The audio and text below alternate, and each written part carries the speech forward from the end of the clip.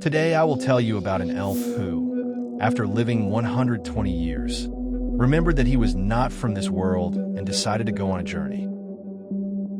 The elf rests, leaning against a tree, while glowing butterflies fly around him, symbolizing a long and measured life. He explains that they don't hunt, but train with bows and eat fruit when they are hungry. He sits with his back to a tree branch and reflects that he was 30 years old when he realized this, and after 120 years he became bored. She reflects on being reborn with memories of a past life and a lack of stimulation in a world where high elves live carefree lives in the forest. She says she's been acting this way for over 100 years and that she's close to her limit as long as the bird is flying nearby. She says she's tired of fruit and the bird flies away, and she thinks about living like this for hundreds of years. He cuts his hair and thinks it's easier.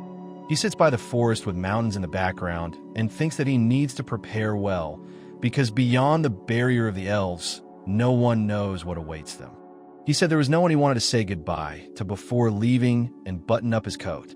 He recounts his dangerous encounters with a wolf, monsters and fish as he moves through the forest and river half a month after leaving the barrier. Landscape with hills, trees, and a road leading to a fortified forest on the horizon under a cloudy sky and mountains. The guard explains to Ace that there's a fee to enter the city and that money is needed to pass, but he is surprised and asks what money is. He admits that he understands the importance of money, but sighs with regret. He asked if she had any friends in the city, and she replied that she could call them to pay, and he would then return the money to them. He and she look at each other in surprise when someone suddenly grabs his hand, causing confusion among the guards standing nearby. She says thoughtfully that for ordinary elves this cannot be hidden due to the immortality of the soul, and he is surprised that the high elves seem to be clothed in light. Aesa reflects on the changes of the elves outside the home. He notes that her face is constantly changing. He holds out his hand, and he kneels down and puts his face on it, thinking that he should shake her hand. He draws attention to himself while the other three discuss something and clap their hands. The guard congratulated them and allowed them to enter the city, warning that the guarantor would be responsible for any problems that might arise. There is a scroll, an inkwell, and a pen on the table, and a voice asks you to write down your name if you have read it and agree. He called out loudly to Aesa, asking if she had any plans for the future.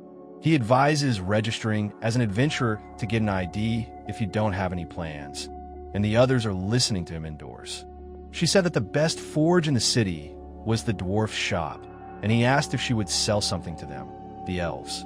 The elf explains that they hate metal products and dwarves because the trees of the forest are afraid of products made by dwarves. He thinks out loud that they are afraid not of the axe, but of the dishes, and believes that they simply hate the gnomes. He explained that he wanted to go to a hotel, but he had no money, and she offered to buy it. He handed her the elixir of youth, saying that it was used to make a potion, and added that it would come in handy, to which she reacted with surprise. She screams in shock, amazed at the apua fruit she holds in her hands. He said that thanks to Arian he entered the city, and offered the elf to take the fruits of apua, which the elves love very much. He smiles and says it's in gratitude, and she thanks him for his help. He tries to get attention, and the girl with horns shyly asks what it is, while the others watch. Aesa strictly demands not to show the fruits to others and promises to explain about money and life tomorrow, but he listens silently. He says that tomorrow he will learn a lot from Irina, and the others reluctantly agree and breathe heavily. After a long night, he went to the forge and greeted the owner. He greets the other with a smile, calling him damn gnome. He explained that he chose the material for the knife and not for the sake of shopping, and the other one apologized and gave a souvenir as a memory of their acquaintance. He asked in surprise who was called a dwarf, and the other one in response accused the elves of drunkenness and selectivity. Aesa explains that the Fong belongs to a grand wolf, not a timber wolf, and warns that the job requires experience, not amateurism. He says that someone can forge a weapon for him, and the other briefly replies that no. He enthusiastically says that he does not want to be an adventurer, but dreams of becoming a blacksmith and creating products from fangs and claws, causing surprise in the man listening to him. Aesa extends his hand in greeting, and the man with a beard and muscles looks at him with confusion. He realized that she was not going to give in and shook her hand, smiling in response to his surprise. He is surprised that Aesa has to work in the dwarf shop, and she, realizing the situation, reacts to this with alarm. They discuss that Irina is paying for a very luxurious hotel. She persistently warns that the smell of iron will drive away the spirits and frighten the trees, asking what will happen to them then. Aesa explains that trees aren't that weak, and he remarks that they don't like being chopped down with an axe. She explains that the spirits are angry because of pollution and mineral poisoning, and her interlocutors listen with questioning looks. He offers to buy her kukuri, and she listens doubtfully, while another man with question marks on his head tries to understand the situation. Aesa asks to sell the knife, and the woman assures that she will take care of him, discussing the visible and the invisible. He looks at a gun in a store, and the seller says that it is a good quality gun for an experienced adventurer. It's been a year since he's been living in this city. At the forge, he told them he had learned to forge nails, and at the store, they discussed the increase in customers and the updating of the equipment of Irina's squad from the White Lake. He conveyed the residents' request to the teacher, and the neighbors, having become best friends, discussed the shortage of rolled metal products and good blacksmithing skills. He reflects that working with nails brings in more money, but most of his expenses go towards living expenses, which are paid for by Irina. He says that she vouched for her interlocutor and cannot leave him alone in any way. He says he'll find a safe place if she wants to leave the hotel, so she can calm down a bit. Irina's squad left on a long-term mission, and he promised to have a serious talk with her when she returned. She desperately asks him to help stop the mad spirit, and he hesitantly agrees to go with her. He thoughtfully replies that the story is long and complicated, sitting opposite her in a room with a large window. The narrator explains that the request is to lift the curse of a mad water spirit that has polluted the river in the city of Galaret. The patient says that according to Irina, one of the residents angered the water spirit, causing people to become ill from drinking the water. He said that there was a massive die-off of fish in the river, while the surrounding vegetation was not weakened. He listens with a frozen expression as Aesa confesses her feelings, explaining that she can no longer hide her love. He reasons that it is not a curse, but a pollution problem, and the water spirit could not have polluted the water it inhabits. She explains that Galaret is a new city on the site of an old mine, and he asks who Laura Galaret is. She says that he is from a new noble family and is enthusiastically developing the mine entrusted to him by the king. She worries and asks what to do next, and he wonders whether the culprit is aware of the environmental problem or is shifting the blame. He understands the complexity of the situation, and Irina is confidently developing as a spiritualist, and she confirms that she rushed to get help. He said they needed another assistant, and she replied that she was always ready to cooperate. He thinks to turn to his teacher, the damned dwarf, for help, since dwarves have long known about the harmful effects of metals. Two people are standing by the fireplace, and he is sitting silently on the bench, after which one of them said that he understood what they were talking about.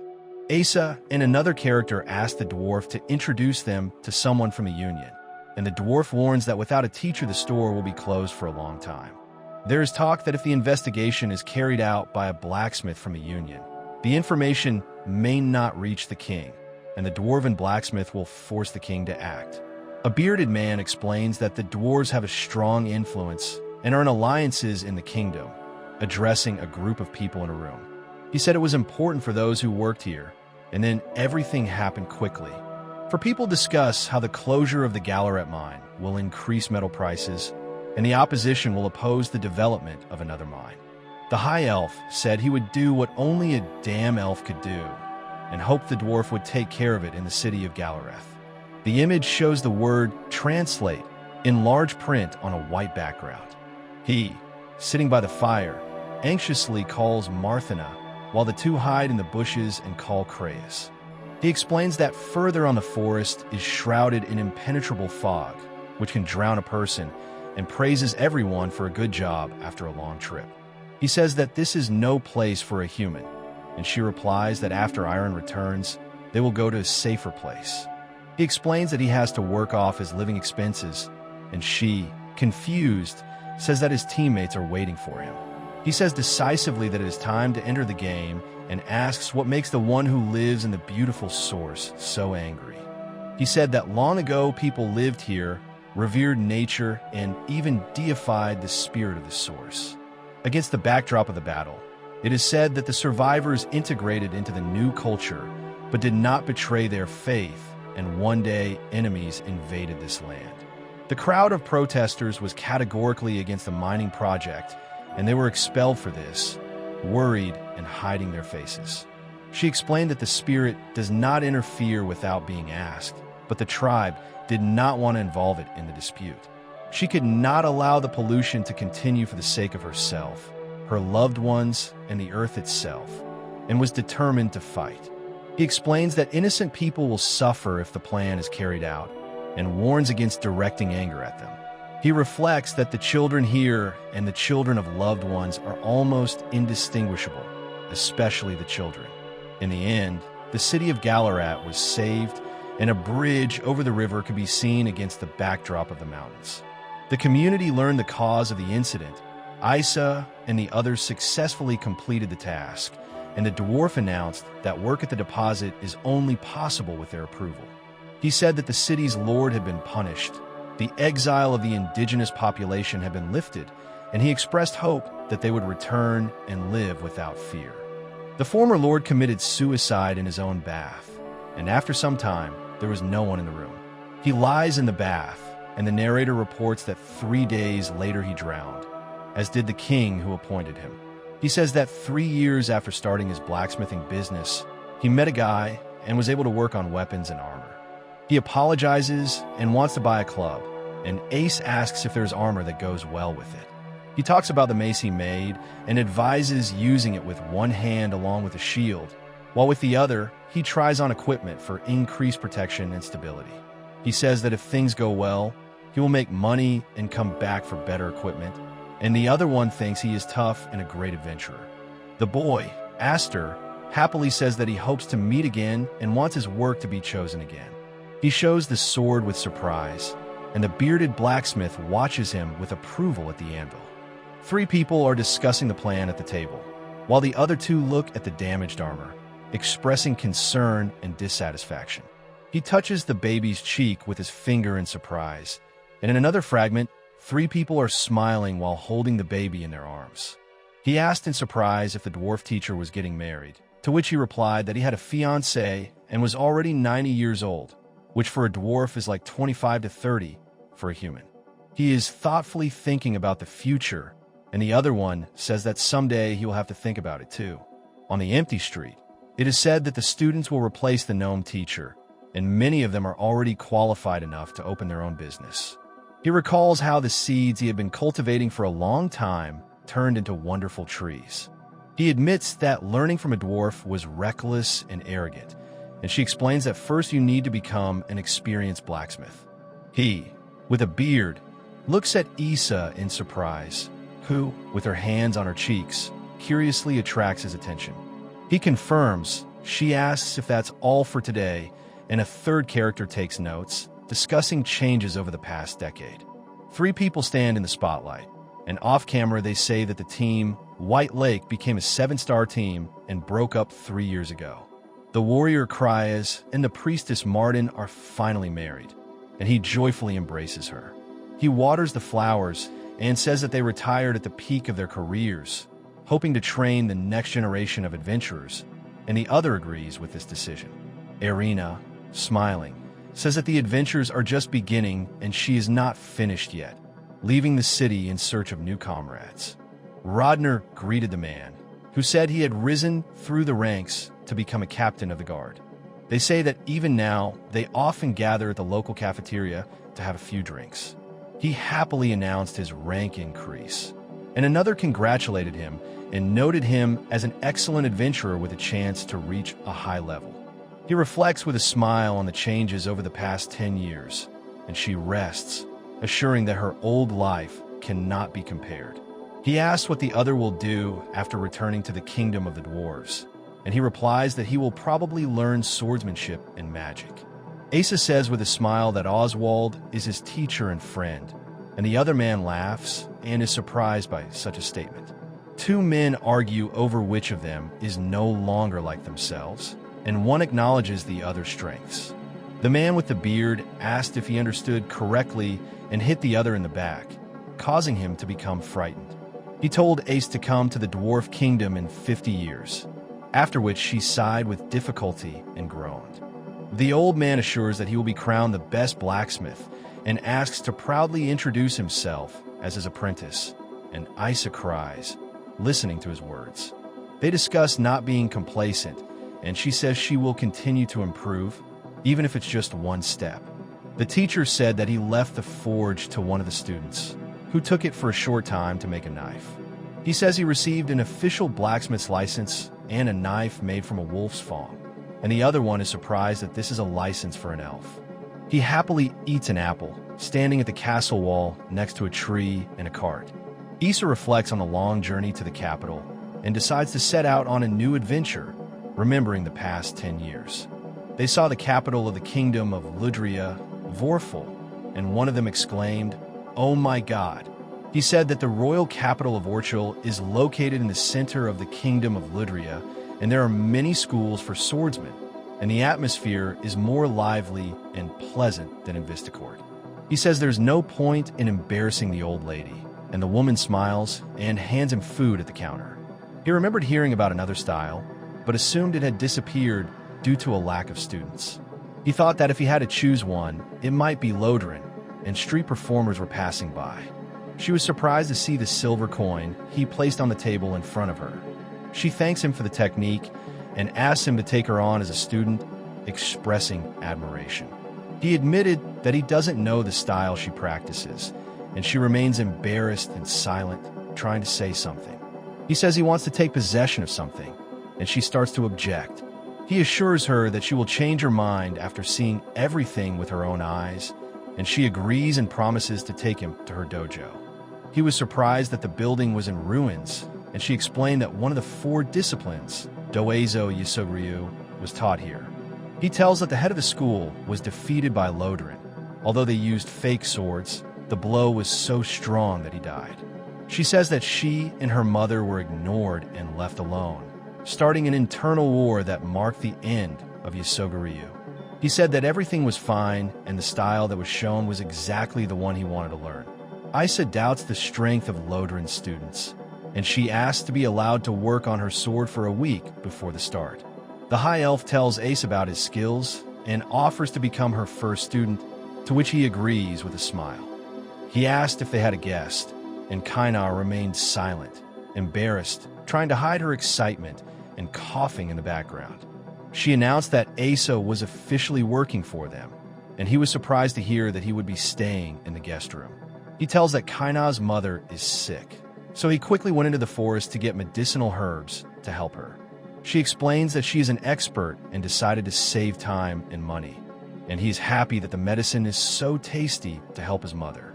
Aesa says he needs to make connections here, and he replies that it might come in handy in the future. He said that he had spoken to people in the dojo and spread a rumor about Elf joining the Yosochiryu school, which would attract opponents of the revival of the discipline.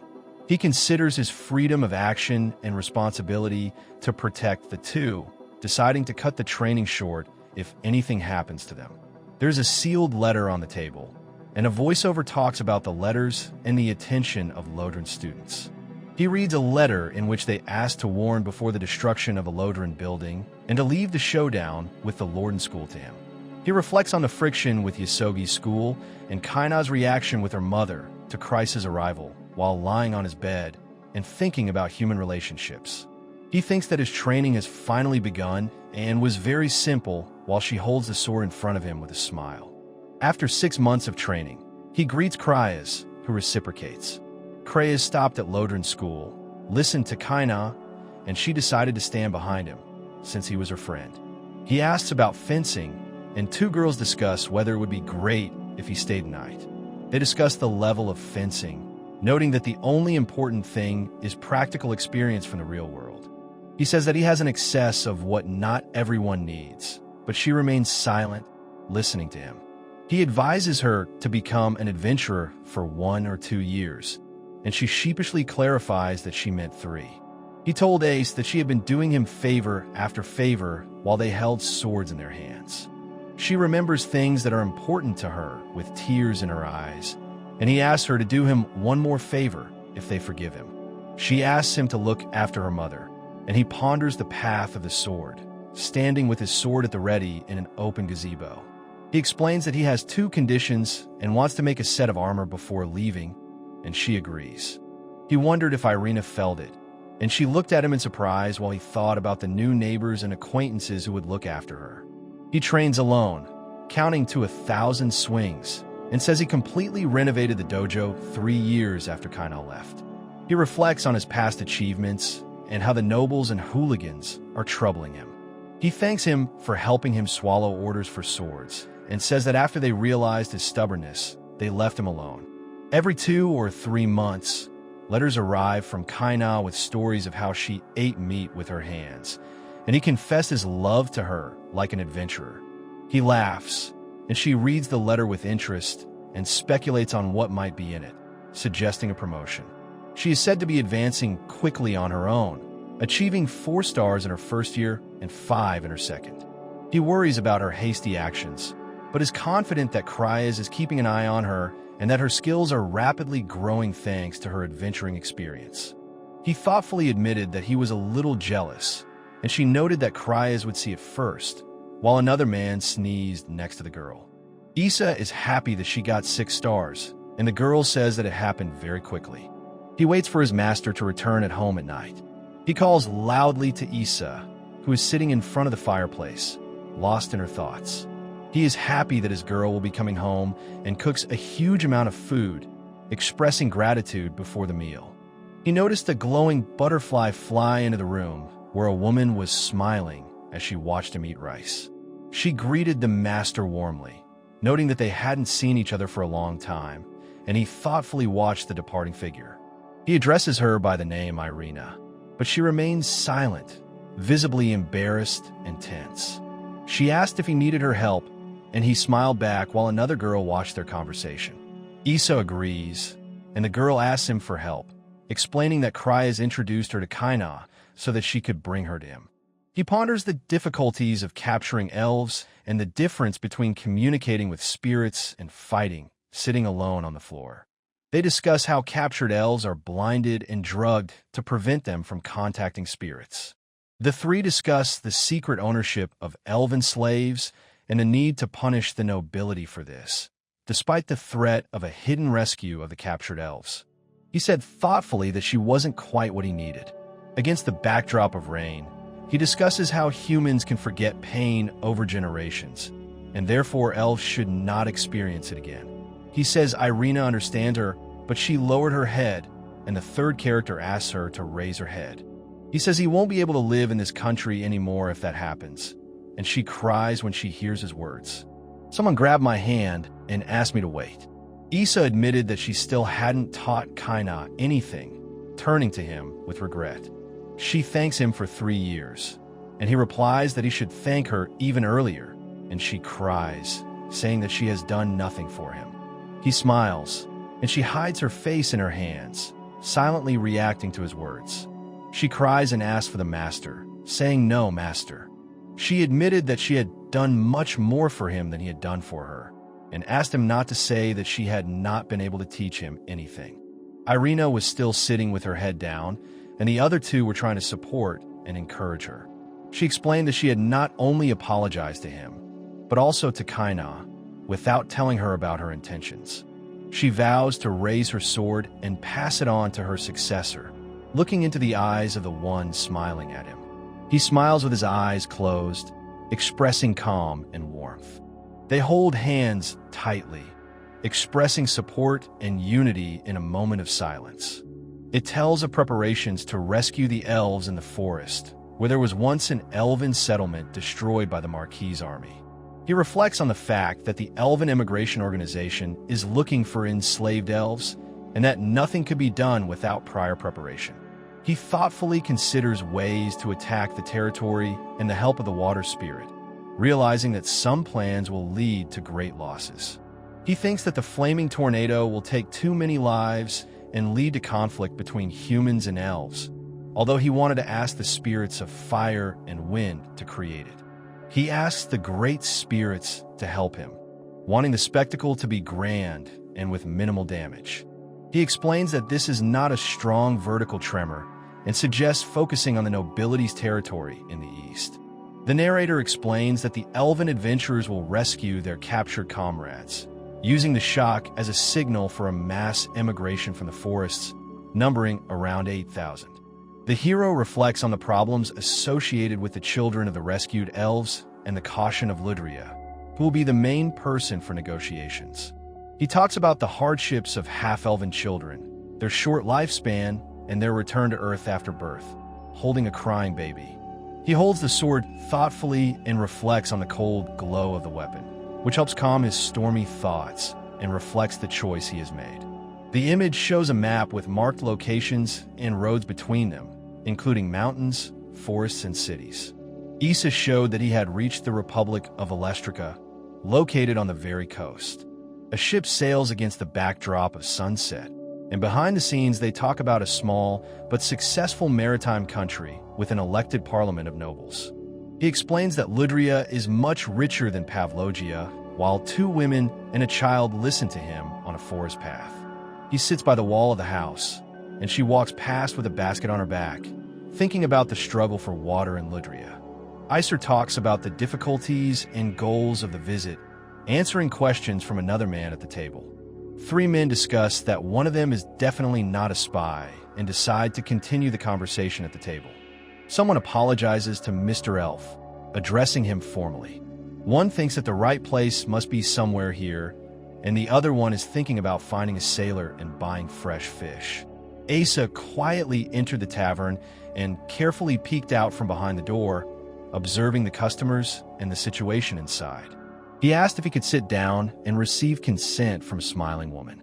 Aesa responds happily, and the woman is surprised by the elf's rare visit to the tavern and invites him to sit down. He ordered the best raw fish, grilled fish, and 6 large fried clams with a matching drink, answering a question about food. He waits impatiently for the food, and the woman apologizes for the wait and brings fish with salad and fried clams. He first tries the shellfish and exhales in surprise, and then begins to chew, showing that he likes the food. He tries the drink, then happily says it's better this way. He sits at the table with a bandage on his head, and Aesa smiles, watching what is happening in the bar with other customers. He happily sits down at the table with food, and she smiles as she serves the dish in response to her question why he is here again. Aesa manages to grab the girl when she falls, and someone shouts that it is a fish, and cooked fish appears on the plate. A man with a bandage on his head says that boors only understand this language, and he remains silent and listens. He hit another, demanding that he apologize to her, and he responded by becoming indignant, not understanding what was happening. The 2 apologize to the cook, who angrily refuses to accept the apology, and the woman explains that she ruined the elf's day and asks him not to blame him. He angrily blames Driz for his problems, and he tries to restrain himself from hitting him. He explained that the food was garbage and blamed Larrett for starting the whole situation. He is glad that they now speak the same language, and the other asks if he will stay for long and offers to catch a fish, apologizing for ruining the dinner. He sits on the floor in the room and thinks about the man that Driz beat up, feeling uneasy. He thinks that the insolent man quickly gave in and remembers that Driz works in a trading company, while experiencing pain in his arm. He reflects on the need to be more careful so that his wounds do not reduce his blacksmithing and dueling skills. She asked him why he didn't want to go, and he replied that he didn't want to waste time on trifles. He thinks it would be unfair to Isvald and Kuya.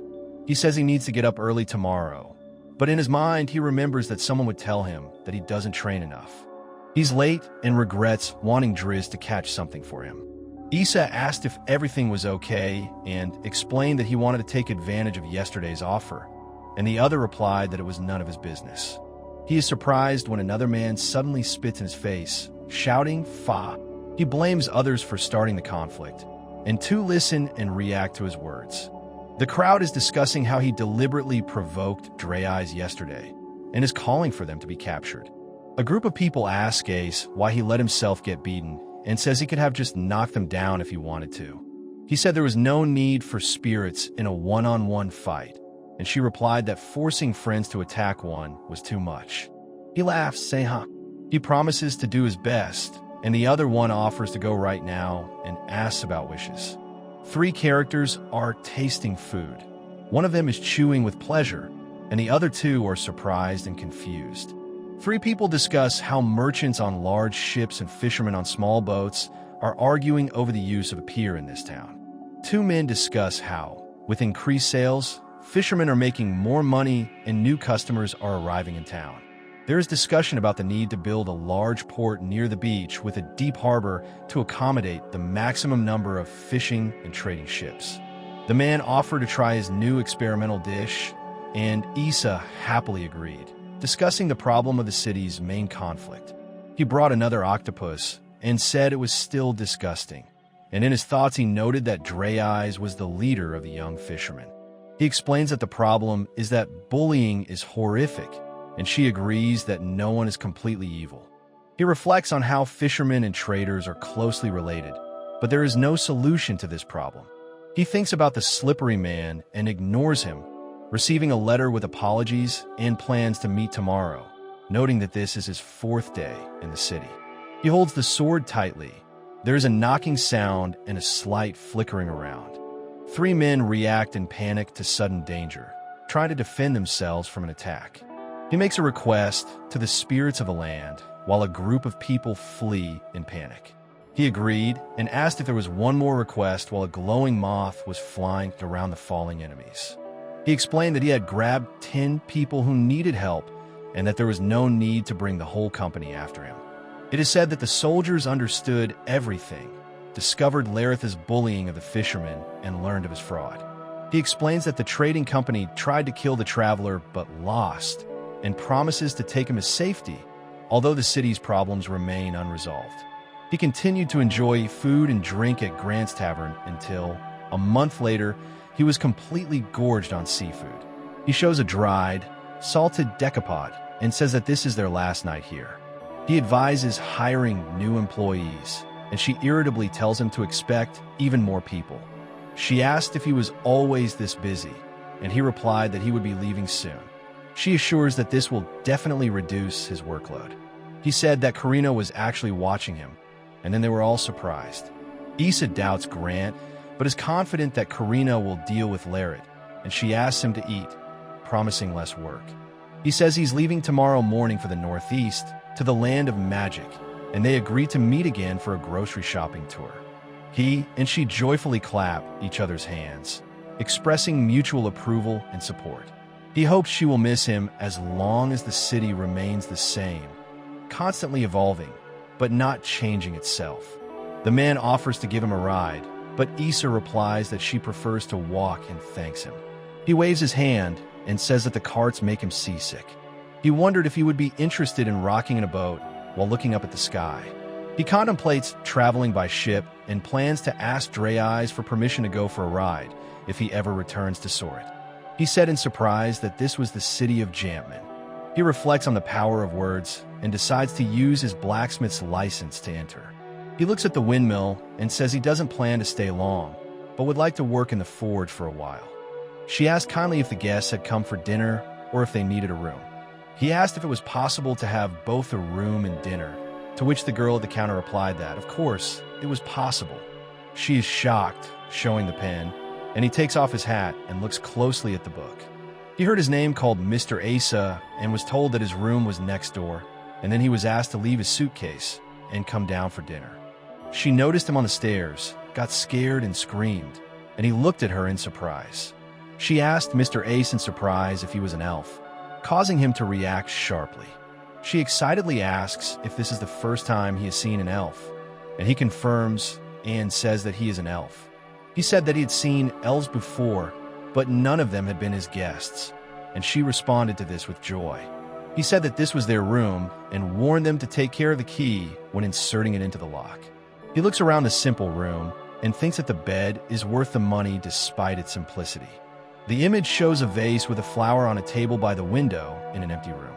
He thanks the waitress for the dish and happily tries the pasta with bacon and white sauce. Mr. Aesa eats, and she addresses him, after which he wipes his food on the edge of his plate. She asked with a smile if they liked it, and he looked back in surprise. The Trevian Principality and the Giantman Blacksmiths Guild are shown in the background of the city. Two men discuss ordering copies with payment in silver coins. One says that everything needed can be found here, and the other agrees to entrust the work to a passing. Someone holds out his hands with a throwing knife and offers to make them like this one, noting that his license and the name of a famous dwarf do not count. He examines the product and notes that it is rough, but the order requires 10 of these per week with no upper limit. He assures that he will improve the design, and others ask in surprise if he is really an elven blacksmith. As Aesa and the others discuss the finishing touches, he thanks them for their help and says he will continue tomorrow. He thanks the deity, and the group of people warns everyone to be careful and promises to see each other tomorrow. A man reproaches another for being silent and doing his job incorrectly, and the other replies that he didn't want to interfere, after which the first one promises to show him how to do it correctly. He stands in the shadow of a building and watches passersby on a street lined with cafes and shops. The image shows a slice of cake with berries and whipped cream, accompanied by text about fertile land and the well-being of people. He says that Nana is accompanying him from the living room, and he seduced her to go with him by promising sweets. She happily allows him to eat as much as he wants, and he thinks that for such words about a 10-year-old girl, he would have been arrested in a past life. He suggested they return before it got dark, thinking he still needed a guide after a week in Giantmont. He says he worked 6 days and rested alone, and she dreams of staying in good condition.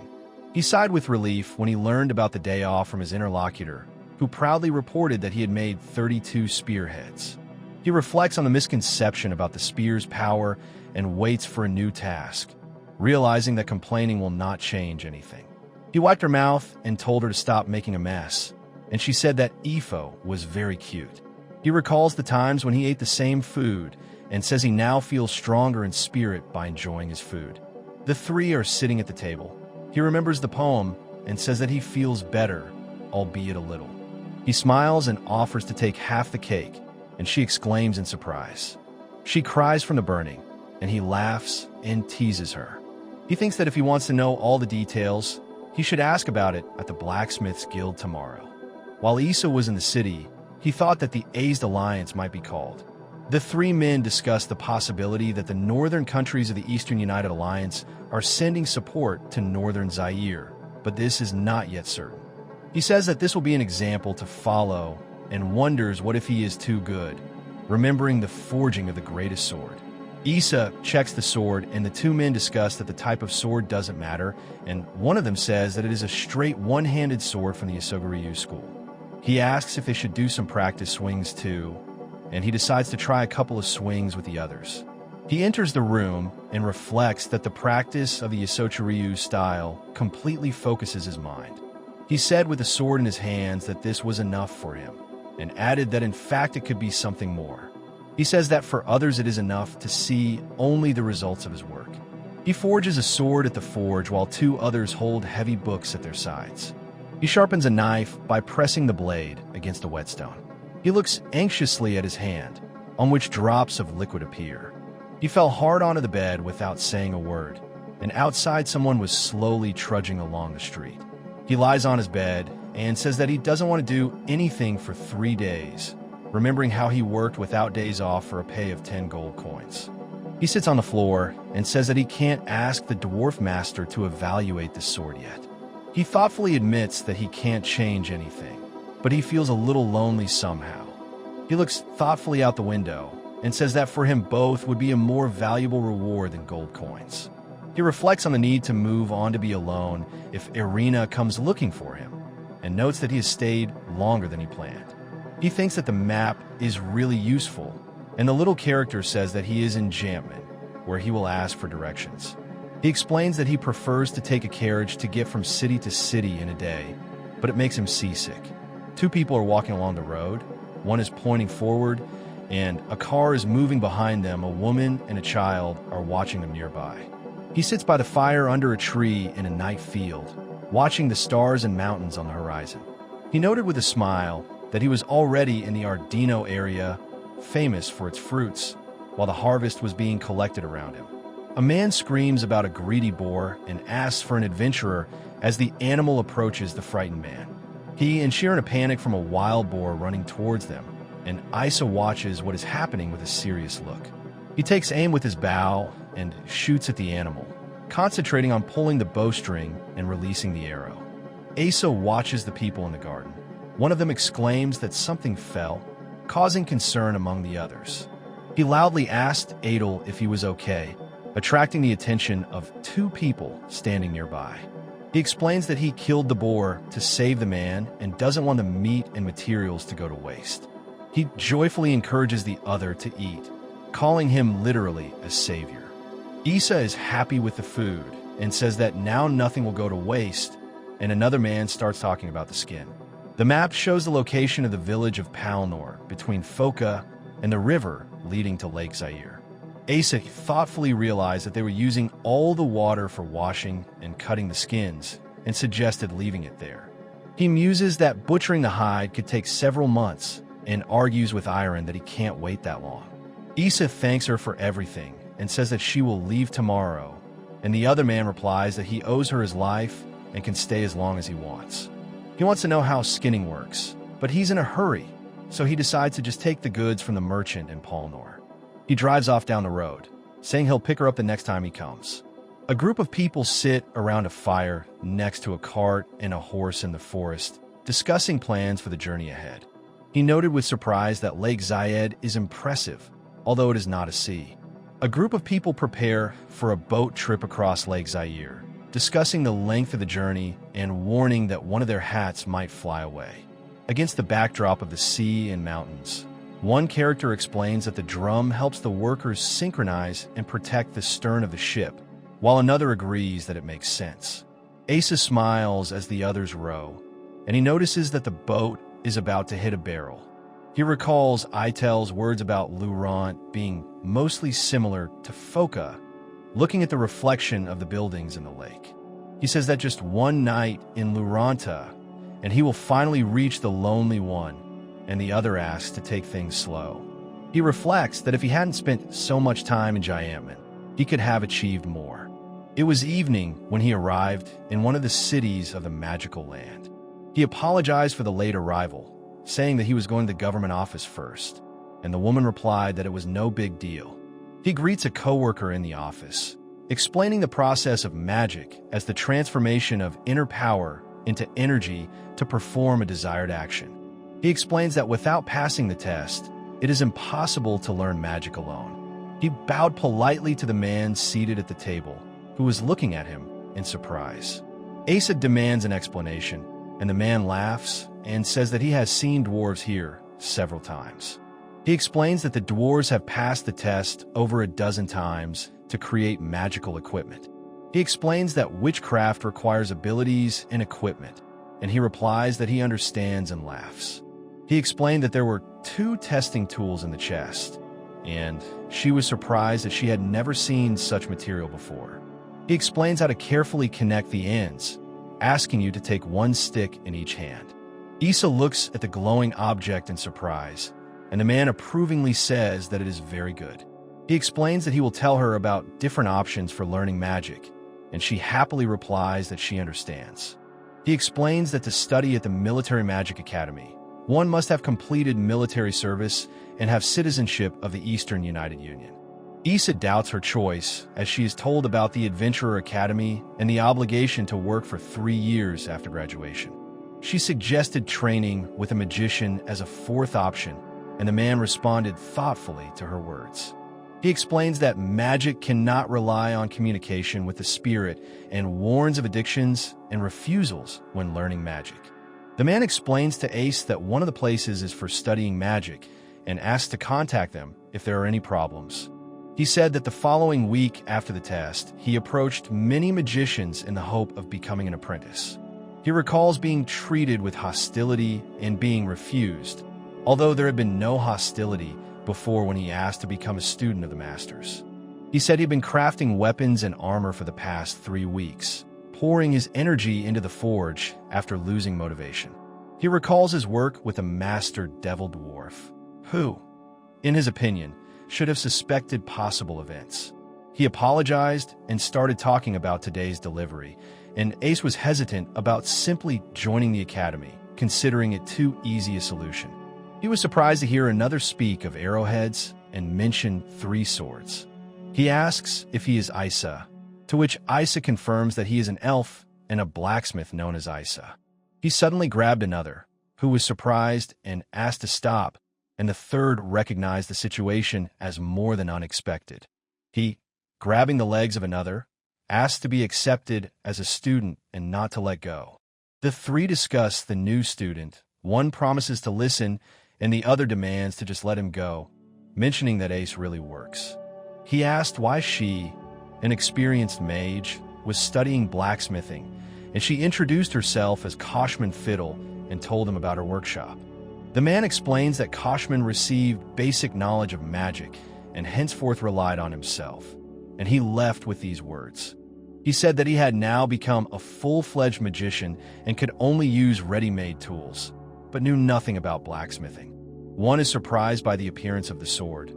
Another explains that he came to the blacksmith's guild to check it personally, and the third was initially expecting a master from the kingdom of the dwarves. He reacts with surprise to the words of another, who talks about a license under the tutelage of a dwarf and an elf creator. He recalls his request to become a student and says that he was always able to insist on his own, and she reacts to his words with surprise. He thinks it's worth at least listening to the other person, admitting that he didn't realize he was doing the same thing. He agrees to carry out any assignment with surprise, and the other one confirms his words with a smile. He says he wants to make a magic sword, and Ace promises to teach him blacksmithing in exchange for learning witchcraft. He confirms the order, and the other one agrees with surprise and says, good. He explains that the meeting with Koshman is not accidental, and admits that it is he, not fate, who irritates him. He invited them in, and Ace noted with admiration that the place resembled the forge of Master Chertovtayam. He asked what the other would like to do, promising attention, and the other replied that he wanted anything. He said he wanted to hear the sound of forging iron again, and the man sitting by the fireplace admitted that Koshman was indeed. One says he'll start with a regular sword, while the other explains they're going to create a magic sword. He smiles widely and laughs, expressing joy and fun. The next morning they began their witchcraft lessons, and he explained how to control the mana in the body, gathering power in the fingertips without tools. Aesa happily announced that he had done it, and the other man reacted with surprise. He explains that high elves are usually a serious obstacle for humans, and the other thinks that he probably didn't know about it. He explains that anything that affects mana is part of the formula, and it will help them escape, after which the other one agrees with relief. The voice says that you need to analyze the written rules, combine them to perform spells, and learn how the formulas affect mana. They discuss how the ability of birds to fly and the ability of dragons to breathe fire are the same thing, and consider this unfair. Aesa thanks him and agrees to the plan to move on to Forging Afternoon, and the interlocutor asks if he can ask about the first piece. They decided to study witchcraft every day, and he suggested that nails would be suitable for practice. They discussed at length the ideal shape for a magic sword, and he noted that the result was not bad. He brought food, and the other, tired, read a book and thought that they dreamed of work like children. He says that there are pictures in the book, and Ace reads and chews something with questions, maintaining innocent conversations. The city is set against the backdrop of a magical academy, a bell tower, and a government office for testing magical abilities. He received a letter and a parcel after living alone for some time, and noted that the parcel contained the skin of a greedy boar. He reads a letter with news from Irina, and she addresses the noble Ace with a smile. He thoughtfully noted that in 3 to 5 years the forests of Lydia would become overrun with monsters, and that was exactly what he expected. He reflects on the fact that there will be no official public apology from the royal family for a long time. They discuss that it is unknown whether the child will be able to communicate with spirits, and that the village chief wishes for them to take custody of him. Aesa reflects on the child's rapid growth and the peculiarities of elven upbringing. He listens in amazement while sipping tea. She reflects on the need to raise a child with love, and he takes responsibility for his words while holding a crying baby. He confirmed that it was a real emotional roller coaster, and Aesa replied that, of course, it was. He thinks that he will love the girl endlessly, and he dreams of catching bugs and going fishing together if it is a boy. He said he had an idea for meditation, and another asked with interest how exactly. He explains that using regular magic is faster, and she clarifies that magical tools require an investment of magic to summon. He defends himself with a magic shield from the attacks of an enraged bear, thinking about a magic tool that could literally save him. He explained that a magic item should be disposable to increase its value, and the interlocutor noted that otherwise a tool with one function is impractical. He suggested giving a try, and Aesa replied that it sounded fun. He is reading a book on the sofa, and 2 men are discussing work by the fireplace. One of them says that it will not be easy. She holds a hammer and a nail intently, trying to drive it in carefully while another person stands nearby. During the 3rd year of training, he explains that the power of a mage depends on the number of spells, and another evaluates this, sitting at a table with books. He says he only has a good memory for things he's interested in, while another recalls how many times he's been called stupid or an idiot. He said that students from a military magic academy were sent to battle, and one of the students brought a staff that ended up saving a life. The girl with the staff erected a protective barrier despite the students' panic, repelling a night raid by Drawadian cavalry on the camp. Several mages discussed the defeat of the army mages and the attention their small defensive staff attracted after the surprise attack. Kotzman explains that he is the only researcher specializing in the magical tools that army mages have begun to use regularly. He asked if she had accepted requests for training in creating magical instruments, to which she replied no. He explains that he is studying magical tools and swords, and she says that the student will not become a mage and demands that the research be published. One is outraged that the military had to tie his hands to publish the research, while another explains that no one will be able to study the magical tools if he becomes a hermit. He promised to do everything quickly and said that she better get ready for forging swords, after which they punched each other.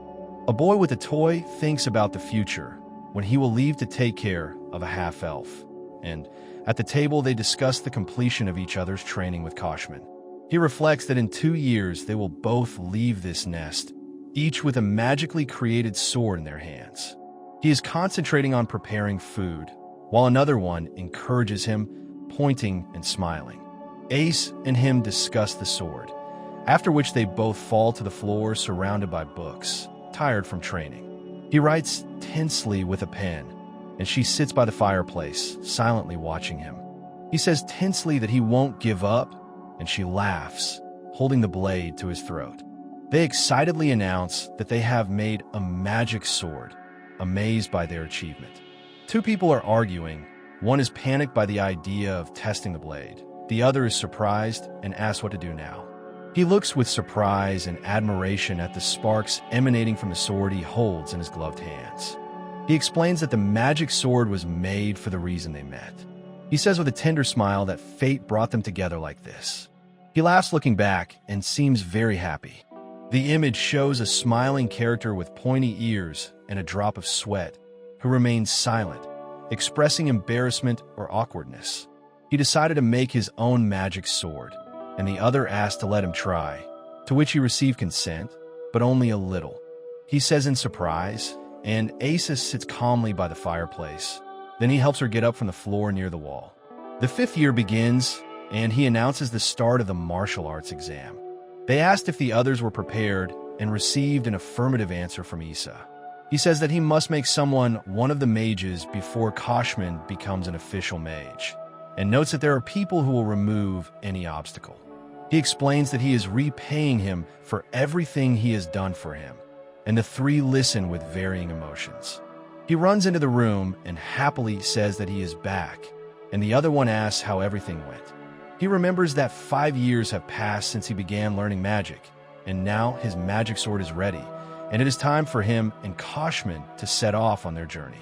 He admits that he didn't like children, but would like to see the child Ace raised and wonders if he plans to pass on his knowledge. He discusses how the teacher has shown no interest in romance for 5 years, while the student notes the attractiveness of skills that remain with a person. One admires the thin blade of the sword, while the other fears that the master dwarf will split him in half if he sees it. They rejoice at the successful enchantment of the sword, which now does not break and from which the hammer bounces. He explains that elven silver draws magic from physical contact and can therefore channel magic into the sword through the scabbard, warning to expect the unexpected. They discuss the idea of an ice blade and think that combining it with a fire blade would be elegant and cool. The narrator speculates that Koshman may be middle-aged or even elderly by the time this happens. He is sitting on a rock by the river in the forest, and his hand is raised next to him as if someone is about to do something.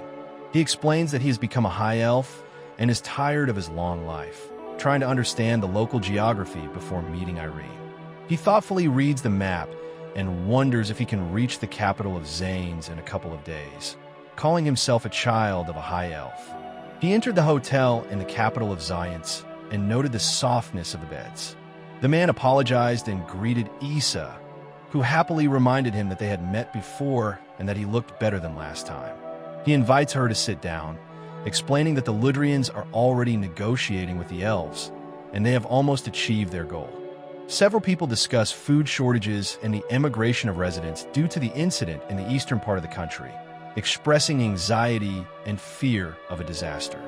The three men discuss vetoing and going on the offensive, noting that stopping exports to Paolo is attracting the attention of other countries. She explains that the royals will be in action while they rebuild, and he thanks her for her help and admits that it's still early. She explained that she was simply imitating Master Iser and doing what she wanted, and he was surprised. He says he doesn't want his family's country to fall apart, and she replies that they don't need Claudius and Martin. He asked where the baby was and was told that he was here, after which he reacted with surprise. He explains with a smile that the other person is currently dozing. She told Acer that she asked Gina to wake him up, and he replied that he could wait. He says he understands how much she loves them and explains the importance of this for half-elves with shorter lifespans. She confessed to Acer that she was afraid it would break his heart, and he listens silently.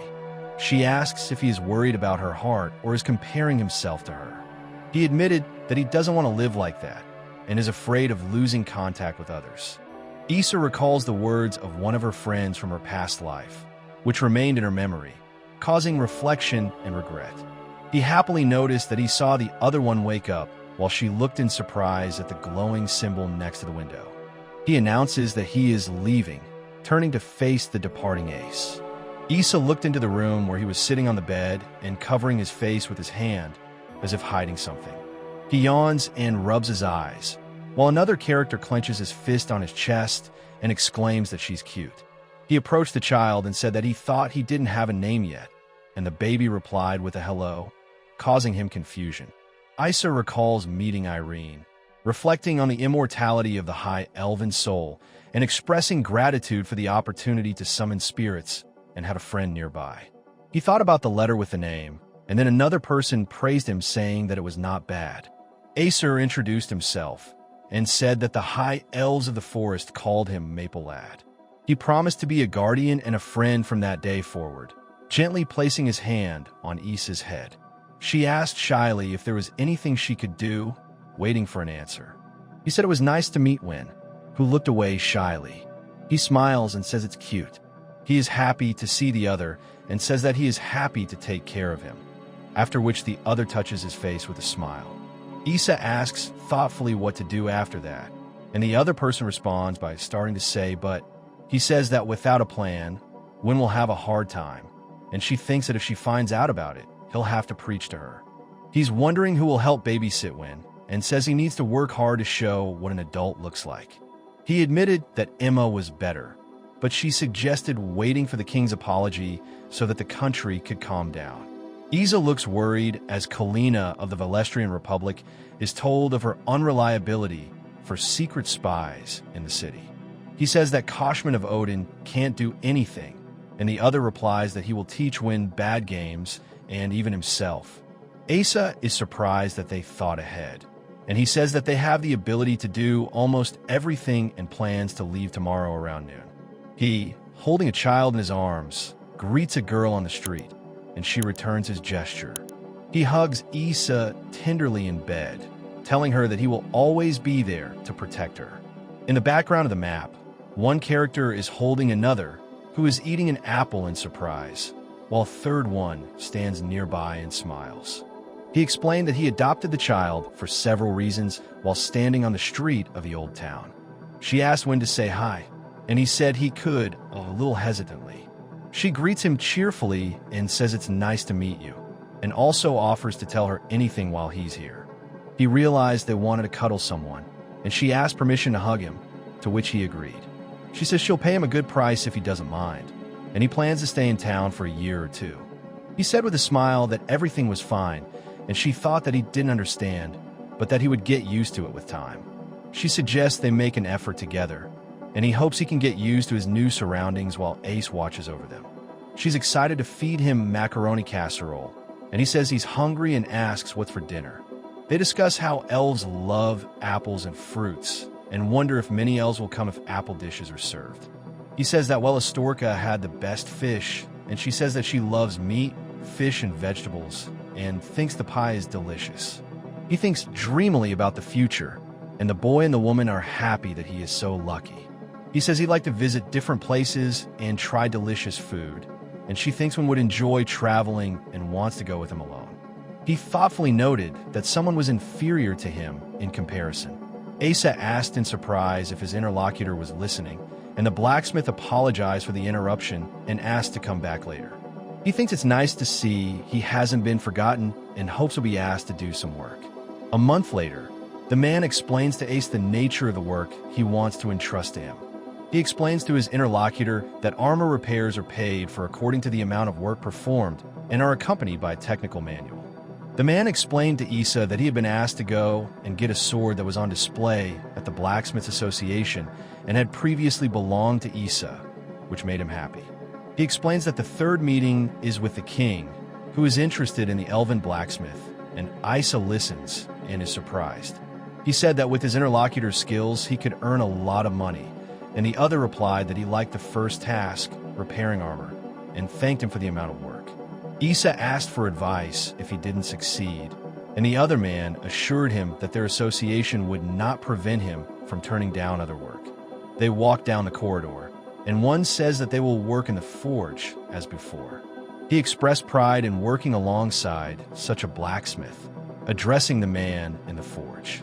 Several men greet Aesa warmly, happy to see him back and asking how he is doing. Someone begs another not to leave, repeating this several times against the backdrop of houses. Aesa holds back tears as she asks him not to go to work, wishing him luck before leaving. She invites little Win to go to the well, and he cries, and she consoles him, saying that he has many friends there. He joyfully calls to go show his find, and adults watch them, noting how sweetly he plays with his peers and will soon become quite big. She hugs Win tenderly and tells him that she wants him to always be like this, and he, crying, asks what he wants to do now. He explains that it is too early to teach Win how to fight and talks about spiritualism and the help of nature spirits while Win collects leaves and asks them for help. He explains that to gain great power, one must take many factors into account and ask the spirit for help, as it will be difficult for Vin. He reasons that the other does not know how to ask for help and wants to learn how to communicate with spirits in order to better observe him. A hand reaches for the light, and the voiceover says that it is important to want and seek and not just receive. He asks thoughtfully about the wind spirit, and she replies that she wishes he would let the leaves dance on the trees. The image shows old houses in a village under a cloudy sky, with no visible characters or dialogue. He asked how many there were and was told 4, while he taught Win everything he knew. He admitted that he was thinking about Win's birth, and it was becoming difficult for him, and she replied that she would love him more and make up for the lack. She asked with a smile why Win doesn't go to church a year after the previous events. He and she discussed that he will be grateful for learning to read and write and will become more social with other children. He explains that he has no money problems and doesn't want to part with Win as long as she's smiling next to him. He, being an elf, reflects on the time of aging, looking at the sleeping half-elf Winna, who would need 2 or 3 years to reach the same reserve. 2 children walk up a spiral staircase, while a voiceover explains that Win will always look younger due to their different growth rates. He asks her for a favor and asks if she will listen to a long story. A year and a half later, Irene sent a letter that Win could enter Rudio, but he shouted that he would not go and wanted to be with Nana. He explains that they need to find a very beautiful stone, and the other one happily shows the stone he found, thinking that this is exactly what they need. He thanks Win for everything, and Win smiles and agrees, standing on the street with a child and a woman. He hesitantly calls Nana, and she confirms with a smile. He asked if he could open the gift, and was given permission, after which she looked closely at the box. He holds a box in his hand with a teardrop-shaped pendant that sparkles in the light. Aesa speaks thoughtfully about the garnet decoration, showing it close-up. She cries in tears about endless friendship, and he sheepishly apologizes, explaining that he just wanted to see her off and have a little laugh. He cries and says that he doesn't want to leave the other person forever. He hugs the child, and the woman says she can't leave him alone in Gentmont, despite Win's wishes. He hugs the other, thinking about a quiet farewell and regretting that Nana cried and he hurt her. Aesa expressed concern for Urza, and then reported that they were now heading to Ludria. He cries and says that Win will be very upset, and then decides to help Irina while he clears out the monsters. Aesa cries on another person's shoulder and says that she wants to grow up to be a grown-up adult as soon as possible. The kingdom of Ladoria is shown with a caption about the boredom of a high elf's life after 120 years. Aesa comforts the crying girl, telling her that everything is fine, while people around them whisper and watch. The man happily says that he heard a lot of rumors and understands that he decided to return, and he remembers that he once hurt him. The man was surprised that he was going to Keihi's dojo and offered to take something with him, but he replied that he didn't need money. He asked in surprise what this little miracle was, and the man promised the best meat in the capital and invited him to come into the shop. He asked who they were, and the group replied that this was the Yosogi dojo and that outsiders were not allowed in. They introduced Mizuha and Shizuki and asked him to treat one like a younger brother, to which he happily agrees. He and the child ask if they can take the room and feed them, noticing that the children are similar to their interlocutors. He holds the child in his arms, and the woman says with a smile that they haven't changed at all. Ace is called out as he and others are running on the street several weeks after the events. The two ask Ace to pay attention to the master and the children, expressing understanding but insisting on the importance of it. He explains that the students have become afraid of Kiki because of his ignoring him, and she is seething with rage, kneeling between 2 swords. He noted with a smile that Keiha had grown and become stronger, remembering that the last time he picked up a sword was about a month ago. She sighs with relief and says that finally. He stands at the door, and his interlocutor advises him to use a real sword, not a wooden one. He stands with a sword on his belt and thinks about the magic sword made by Koshman.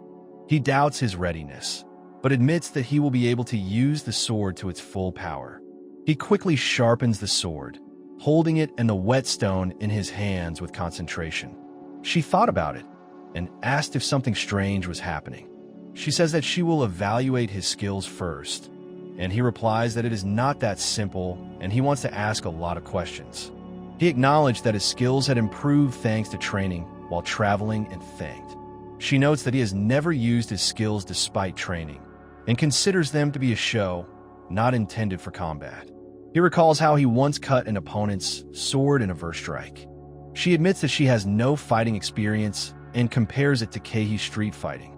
She said that this trait suited him very well, and he listened to her with surprise. He looks at her with concern, and she remains silent with her eyes closed, not answering his silent question.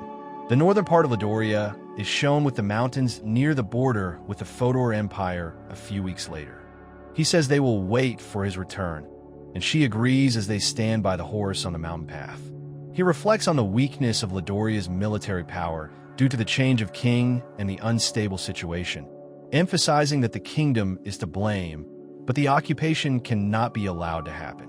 Aesa shakes the king's hand, explaining that he doesn't want the negotiations to be pointless, while the rest of the meeting listens intently.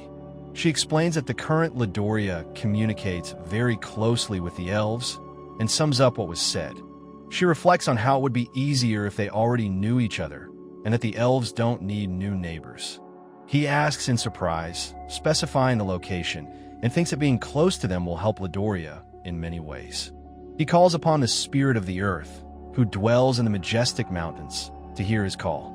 He looks at the ruined mountains and reflects that it will be a long time before the kingdom turns to the elves again.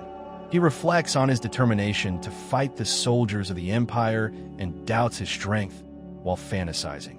Aesa says that he has almost achieved this and admits that she likes the elegance of Kaz's sword, so she would like to fence like him.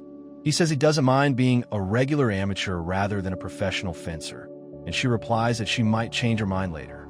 He says that he is still Kayazi's apprentice, lives in Yosogi, and is now forging a sword for the king at the fair. He thinks he needs to have some fun to take his mind off things, but the image of the girl won't leave his head. Shizuki asked what was wrong, and Aesa insistently said that he had a request.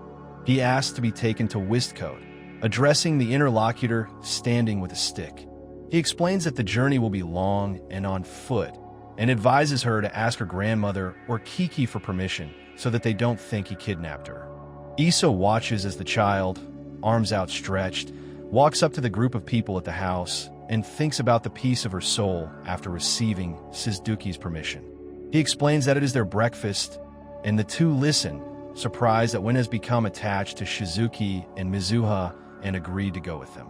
The guard greets the newcomer and asks if he has citizenship, inviting him to go inside Wiscott. He said that on that day he, along with Iron and Martin Cross, passed through the gate. Aesa comforts the crying man, explaining that these are tears of happiness and nostalgia, and he says that everything is fine and there is no need to worry.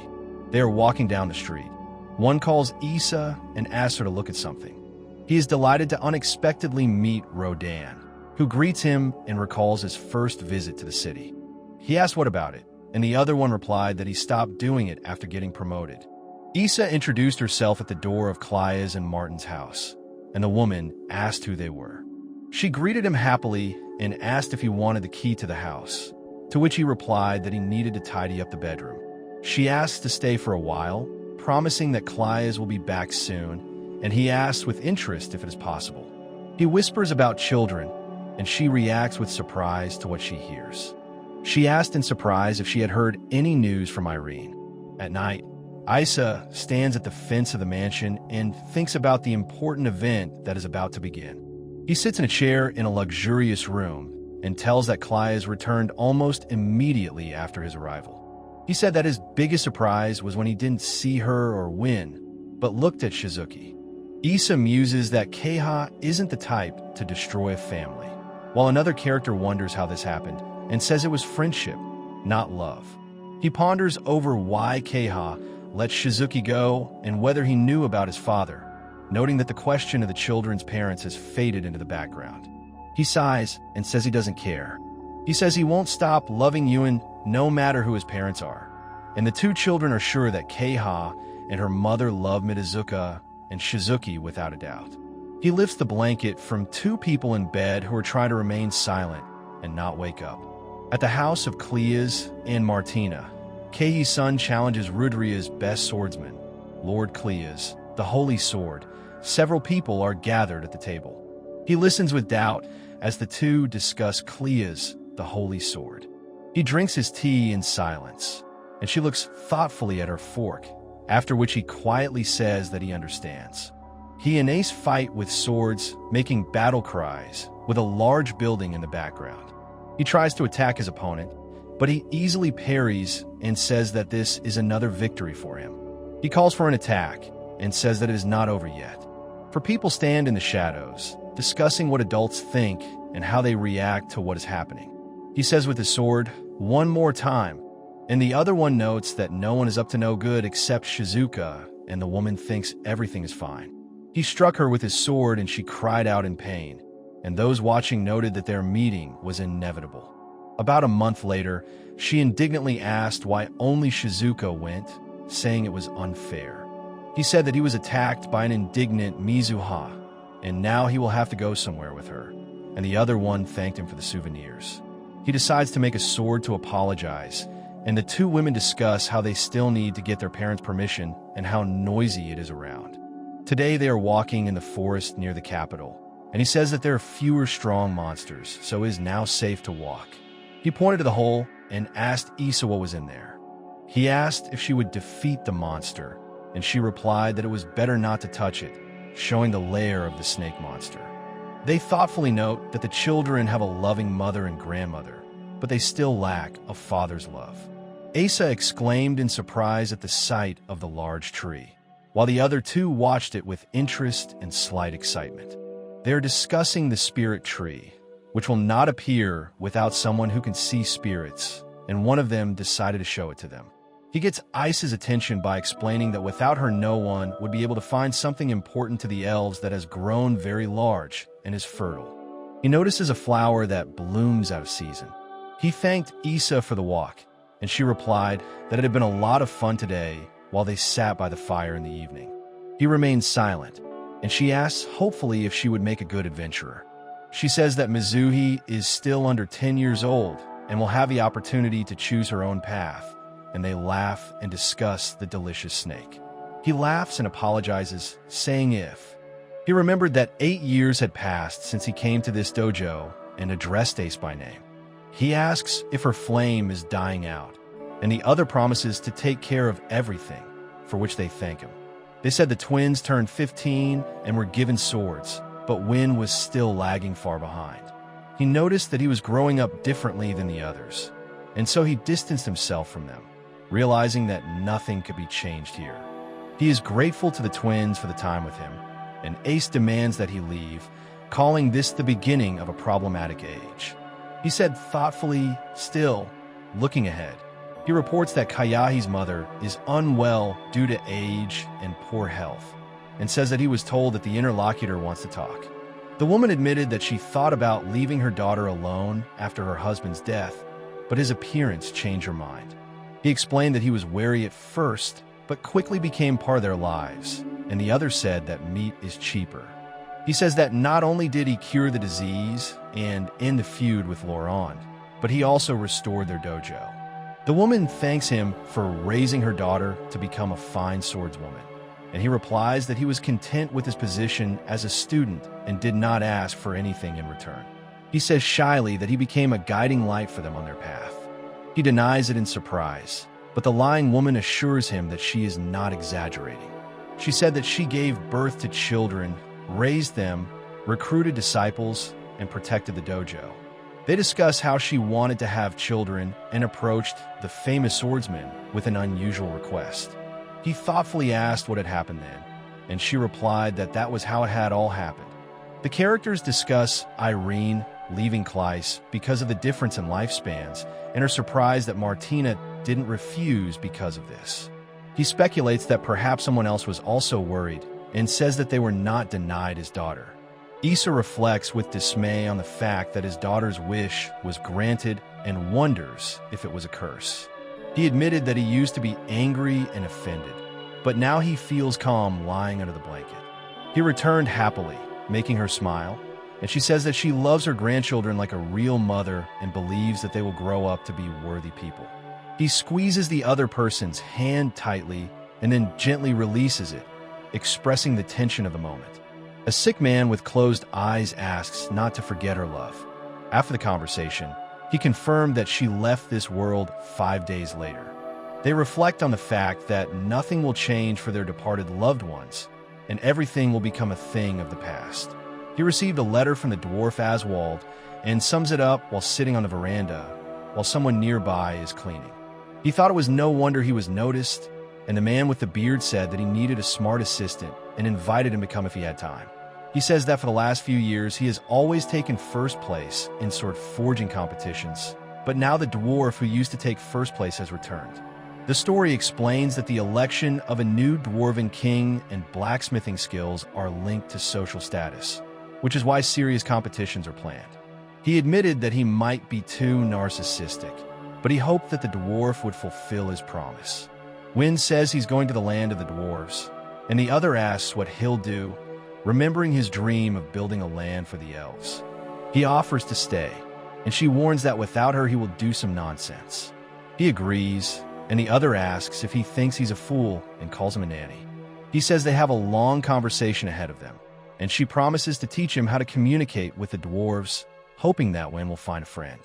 3 months later, he tells her that they are leaving tomorrow, sitting together on the threshold of the house. He says that he wants to be near her and explains that death is not the end, because he was reborn here, and she listens to him attentively. He says he's lived a long time as a high elf and assumes she's somewhere nearby, too, a small miracle. He says that when he sees the end of Kehi, it will remain in his memory for a long time, and she quietly replies that she understands. She smiled and said it was a promise. On the snowy mountains, they head to the master. The bearded man is surprised that the elf is coming with him, admitting that he thought elves were weak creatures. He explains with a smile that spirits regulate the wind, and part of this is his training, despite the fact that he plays sports. He complains that it is cooler in the mountains than in the forge, and she carries all his things, and the other replies that she is lighter than iron ore. He says that usually elves and people are not allowed into the land of the dwarves, and she notes that there's only one mountain left, and he's sleeping, the big guy. Two people discuss how the dwarf country is underground and is more like a city-state. He said that according to the guide, tens of thousands of gnomes live here at the entrance to the underground castle. 2 guards stop a man with 2 children at the gate. He asks them to stop and shows the seals, causing surprise among the guards. He looks at the city with joy, and she is surprised to notice that it is warm there. He is glad that Aswald's house is here, and the other man demands to wait, surprised by the appearance of the elf. A man with curly hair accuses elves of encroaching on their land, demanding an explanation. The bearded man exclaims that he can't believe in elves, and the other asks to leave, calling himself a guest, while Aesa remains silent nearby. He said with a smile that the gnomes were the best, and the man with the beard replied that one should complain openly and honestly, and not behind one's back. Several men are giving Grander intense encouragement, and he clenches his fist and promises to show what he can do. The man shouts insults at Aesa, who smirks and remarks that a normal elf would look stupid in such a situation. Aesa punches a man who complains that his arms are as thick as carrots. He asks the dwarf what's wrong, and the dwarf and 2 others look at him in surprise. Aesa gestures for him to come closer, and the man with curly hair looks away shyly in front of the group of people. He warns not to underestimate the enemy, with a serious expression on his face. Against the backdrop of houses, someone mutters, "Oh God," in their thoughts. He said that if she had been called before entering the country, there would have been no problems, and she replied that he never ceases to amaze her. The man explains that the fight led him to invite the elves to the land, and Ace listens, learning of rumors about a strange elf who struck Grander in the forehead. A man with a beard calls for tea, and he silently looks forward with a tired expression on his face. The man tells Ace that he appreciates her efforts not to ruin his reputation, despite the invitation of the elves. Aesa apologized for the confusion, and the bearded man admitted that he forgot to ask for help and smiled back. The man said he had succeeded, and he cried out in pain. He says that the elf did not lose to the dwarf miner and should become the first high elf in the world, while the other listens intently. Aesa hides behind the door and hears 2 men arguing, claiming that everything is wrong. He loudly shouts that it is not a girl, but another man who is surprised by his lack of a beard, and those around him agree. He hit another, saying he didn't think Win's first fight would be so charming, and the other replied that Oswald must have raised his children without prejudice against elves. He turns to Ace and reflects on how Win has become bold, stubborn, and brave. He suggests getting down to business, looking forward with a determined expression. An old man named Rajder faces a group of masters competing with their apprentices and is considered the leader of all dwarves. The old man said that Rajder taught magic to Kashman, his apprentice, a sorcerer and blacksmith. He asked what was meant, and his interlocutor replied that the skill of the blacksmith is not enough to be called a master craftsman. The bearded man told Ace that Rajder had refined the mithril. Aesa reflects on how in elven mythology the oven is heated by dwarves and wonders if they will return after this. He explains that Rajder is recruiting dwarven apprentices with experience in magic and creating magical instruments, and the interlocutor confirms his understanding. Two men discuss how if Rajder gains the throne, the country will favor mages and the blacksmiths will become impatient. He calmly drinks from his cup and says that now everyone is trying to work with mithril. He asked if they thought the same as the old dwarves and was surprised to hear a negative answer. Aesa explains that he wants to win the throne and cannot give up because of his country, while the other person listens attentively. He explains that Rajder carved a spell into the stove, trying to turn it into a magical instrument.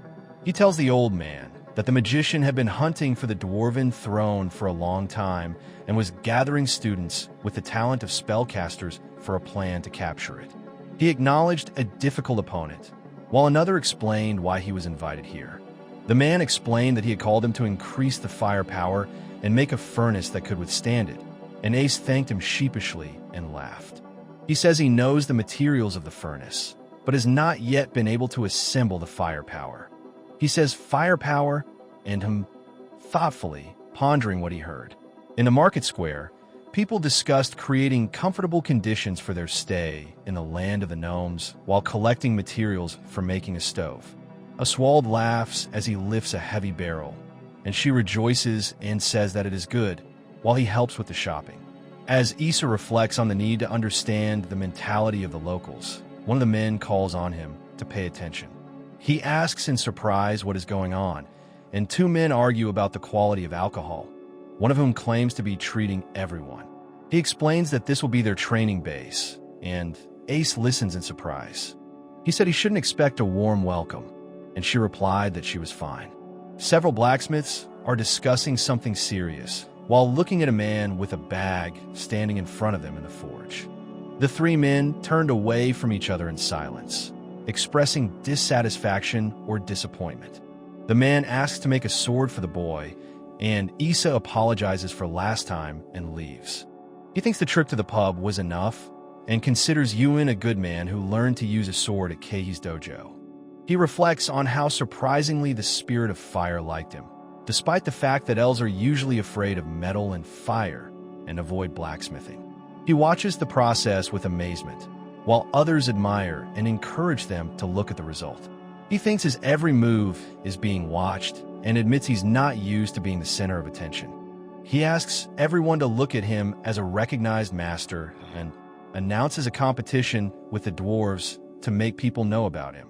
He smiles tiredly and thinks that later they will go to the tavern. About a year later, he enjoys the sun on the mountain, and she notices that gnomes can live underground for a long time. He explains that he needs to look for holes in the bear's den, and one of the gnomes asks if he's going to sunbathe again. He says that he was kicked out of the training ground, and the other consoles him, saying that he has lived a long time and asks where he will practice next. He started attending the gnome school, and she clarified that it was not him, but Irina, and added that these were just her feelings. A group of people runs happily, telling that they have gradually begun to settle in this country, as the master expected. He notices that the children of the dwarves do not accept guilt, and the dwarves who treat him normally have increased in number, and compares the lifespans of elves and dwarves. He says that Win has chosen a place for the battle and wants to go to school with the master's children, who are difficult to accept. He smiles as he remembers how Win tried to keep up with Shizuki and Midazuka every time. He happily lifted the other one, calling him cool, and she thought he was still so cute, celebrating his big step into adulthood. He asks to stop hugging him, and the other agrees, acknowledging that in time he will become an independent man. He looks at the sword in surprise when the bearded man calls it mithril. They're surprised that something has already been cleared and discuss how on Landara's only kings are allowed to do this.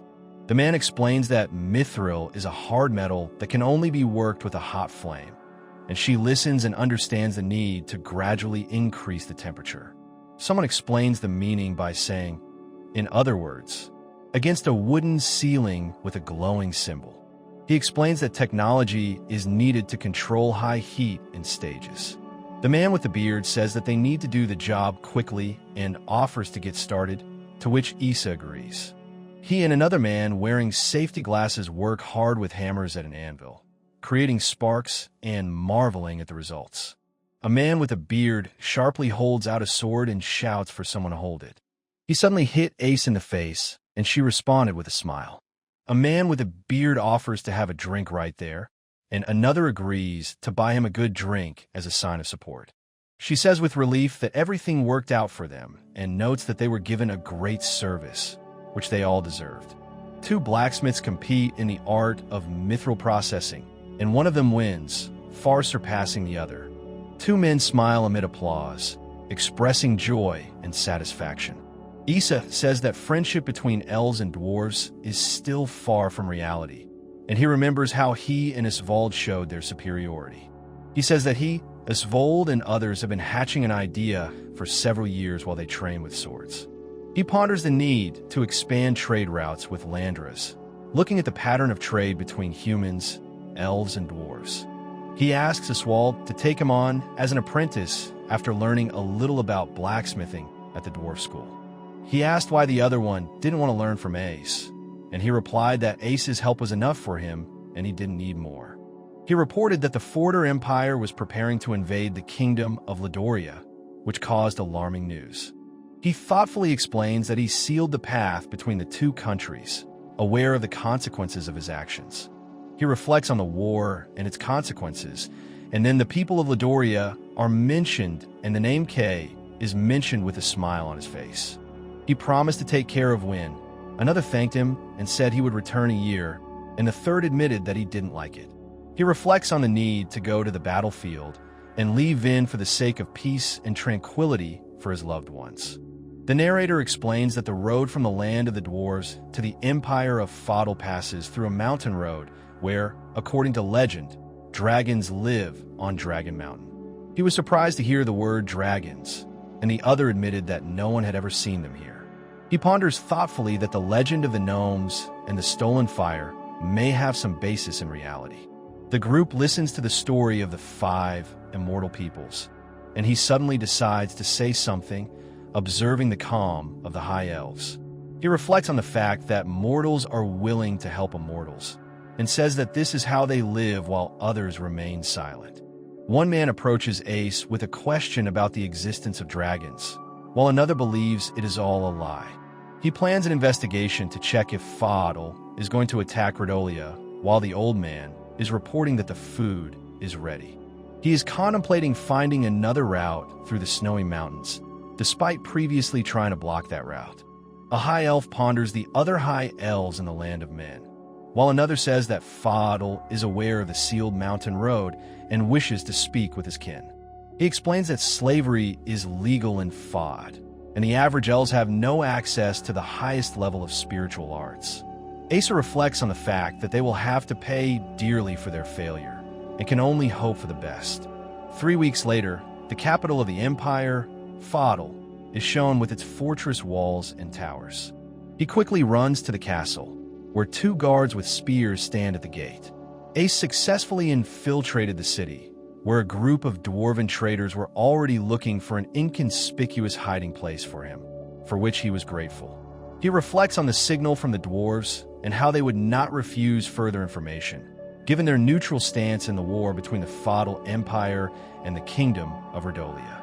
Aesa noticed that there were no locks on the room and thought that the man was too drunk to notice her, but he sat silently with a drink. She decides not to stay where the others do, so that the owner of the trading house does not find out about her existence. He thinks the dwarves aren't trying to stop the war, and the note indicates the location of the shelter. He speculates that others are trying for information, but he believes that this is not entirely the reason. He speculates that Aesa and the others drink wine and love meat, and hopes to gain information, believing that he has been recognized as one of their own. He stretches in bed and says he's starting an investigation, but he needs to clear up some things first. Aesa reflects on the rarity of elves in the cold lands and assures that there is always a chance. He decides to start collecting information, and she thinks it's better to rely on Irina so as not to interfere. He comes out the door and greets everyone good morning, thinking that walking freely on the street will attract a lot of unwanted attention. The two discuss the harsh winter and rising grain prices, and he wonders if his brother will become an imperial soldier. He reported that the culprit of the robbery of the Eastern District had been found, and another wondered about the thoughts of the emperor and the problems with food. He looks at the map and thinks that only private property remains, and it is worth making notes near the military garrison. Night, snow on the roof. The story is told about 3 weeks of preparation for war and the exchange of information with the dwarves. He asked if there was any news on the operation on the mountain road, to which they replied that there was nothing new, and discussed the threat of an invasion when the snow melted. The man with the beard said that the operation was being led by a certain Leon, and the old man confirmed that this was all. He explains that for 3 weeks they have only heard the name of the lords, but no one except Leon knows who he is. He explains that the price hike may be related to the lords, and she says that she tried to find information about Leon and is not sure about it. The man says that Leon suddenly appeared in the country and quickly became the emperor's favorite, and then rumors spread about an attack on a neighboring state. Aesa explains that the general was declared a rebel and executed in front of everyone, and the interlocutor asks doubtfully if this is all. He contemplates brainwashing Emperor Leon and agrees to meet in a week. He asks if she agrees and says that he is not going to involve the fairies belonging to the captive elves. Another week later, the three are sitting by the fireplace. One says he found out something, but not about Leon, and the other asks what exactly. He explained to the general that the executed man's eldest son was planning to kill Leon and usurp the throne. He tells Ace that if he does everything cleanly, suspicion will fall on the general's son, and she considers whether to help implement the plan and remove Leon. He asks worriedly if he is okay, and the two men answer hesitantly and doubtfully. He said that he used to live quietly among people, without attracting attention, and complained of cold and weakness in his body. He said that they also had news, and Aesa replied that the news was bad. He reacts with surprise to the news of the loss of contact with his compatriots living north of the imperial city. Two servants discuss seeing someone enter the hall, but not leave, and the man explains that they decided to deal with it themselves after he disappeared after an audience with the emperor. Two men discuss the bad news, including the emperor's involvement and the fact that some of the dwarves have already learned of it. He continued to monitor groups of rebels preparing to revolt against Leon for several days. He said that the further he went, the more he was overcome by a gloomy premonition. The image shows a severed head hanging on a rope and the legs of a standing person, referring to those who choose the path of dark magic. He says with a knife in his hand that if they take another person's life, they will be one step closer to immortality. He thinks that this will free a person from thoughts about the end of life, but the fairies do not approve and will not approach such a person. A character with short hair explains that vampires are creatures that feed on other people's flesh, and among them are succubi and incubi, and hermits are dark spirits. He explains that life energy can be shared with another person, and Leon is likely helping the emperor regain his youth, despite the risk. Aesa admitted that if he had initially taken the elders' stories seriously, even these stories would have seemed even more decrepit to him. He reflects on the reasons for the vampire wars, and that Leon, if he is a dark spirit, can easily pass through the mountains in no more than 1,000 steps. He looks closely at the wall and thinks about what is happening. The roofs of houses are visible against the backdrop of the night sky, with falling snow, creating the atmosphere of a winter evening in a quiet village. The three discuss that the main cause of the troubles is the vampire Leon, and propose killing him to stop the war and avoid casualties. She says that tomorrow she will leave the city and head to the capital, and the interlocutor is sure that Leon and Nosa will not appear from the palace under such a scenario. He is shocked by the words of two men who confidently declare that they will go with him, and he calls it nonsense and asks them not to laugh. Three men discuss trade and danger, with one of them saying that their people are being targeted, which means certain death. He explains that contact with 9 of them has been lost, and if they are dead, they need to collect the remaining goods and return home. He listens thoughtfully as someone suggests imagining a different situation. The image shows a map with a road between the imperial city of Daglia and Cortolia through forest and mountains. A night view of the imperial city of Daglia with the castle on a hill and a starry sky. She hides around the corner and watches a group of people in raincoats walking down a snowy street. Aesa reflects on the map and Leon's aura, which leaves a bright trace and smells of madness and rot, a suitable description for only one person. He reflects that he would blow up every corner where he could find this smell if he could. He stands at the door under the snow and thinks that this is not right, because there could be innocent people there. He thought, doubting whether he was cruel by nature and whether he would be dangerous for Kay if she found out the truth. He explains that he is acting not for himself, but for the sake of the elven people. He squeezed the paper and thought that it was unlikely that anyone would forgive him for everything he had done. She noticed people approaching and thought to herself, assessing the situation. On a snowy street, snow falls between the buildings, creating a quiet winter atmosphere with no visible characters. He thinks that with such a size, there are probably a lot of servants here, but he doesn't feel their aura, and it's strange for him to talk about it. He noticed the source of Leon's aura scent and pointed out that it was coming from there. A man sits calmly in a chair when he is hit by an arrow, while another watches in amazement.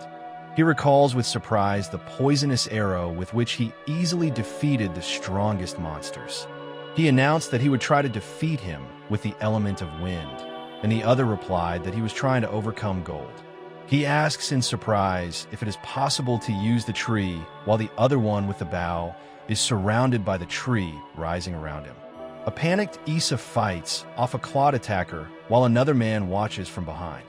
He is on the balcony, contemplating a vampire who has mastered the art of reflecting the elements and hopes to resist him with the help of the powers of fairies. He realizes his weakness and admits the impossibility of his plan, expressing despair before another man.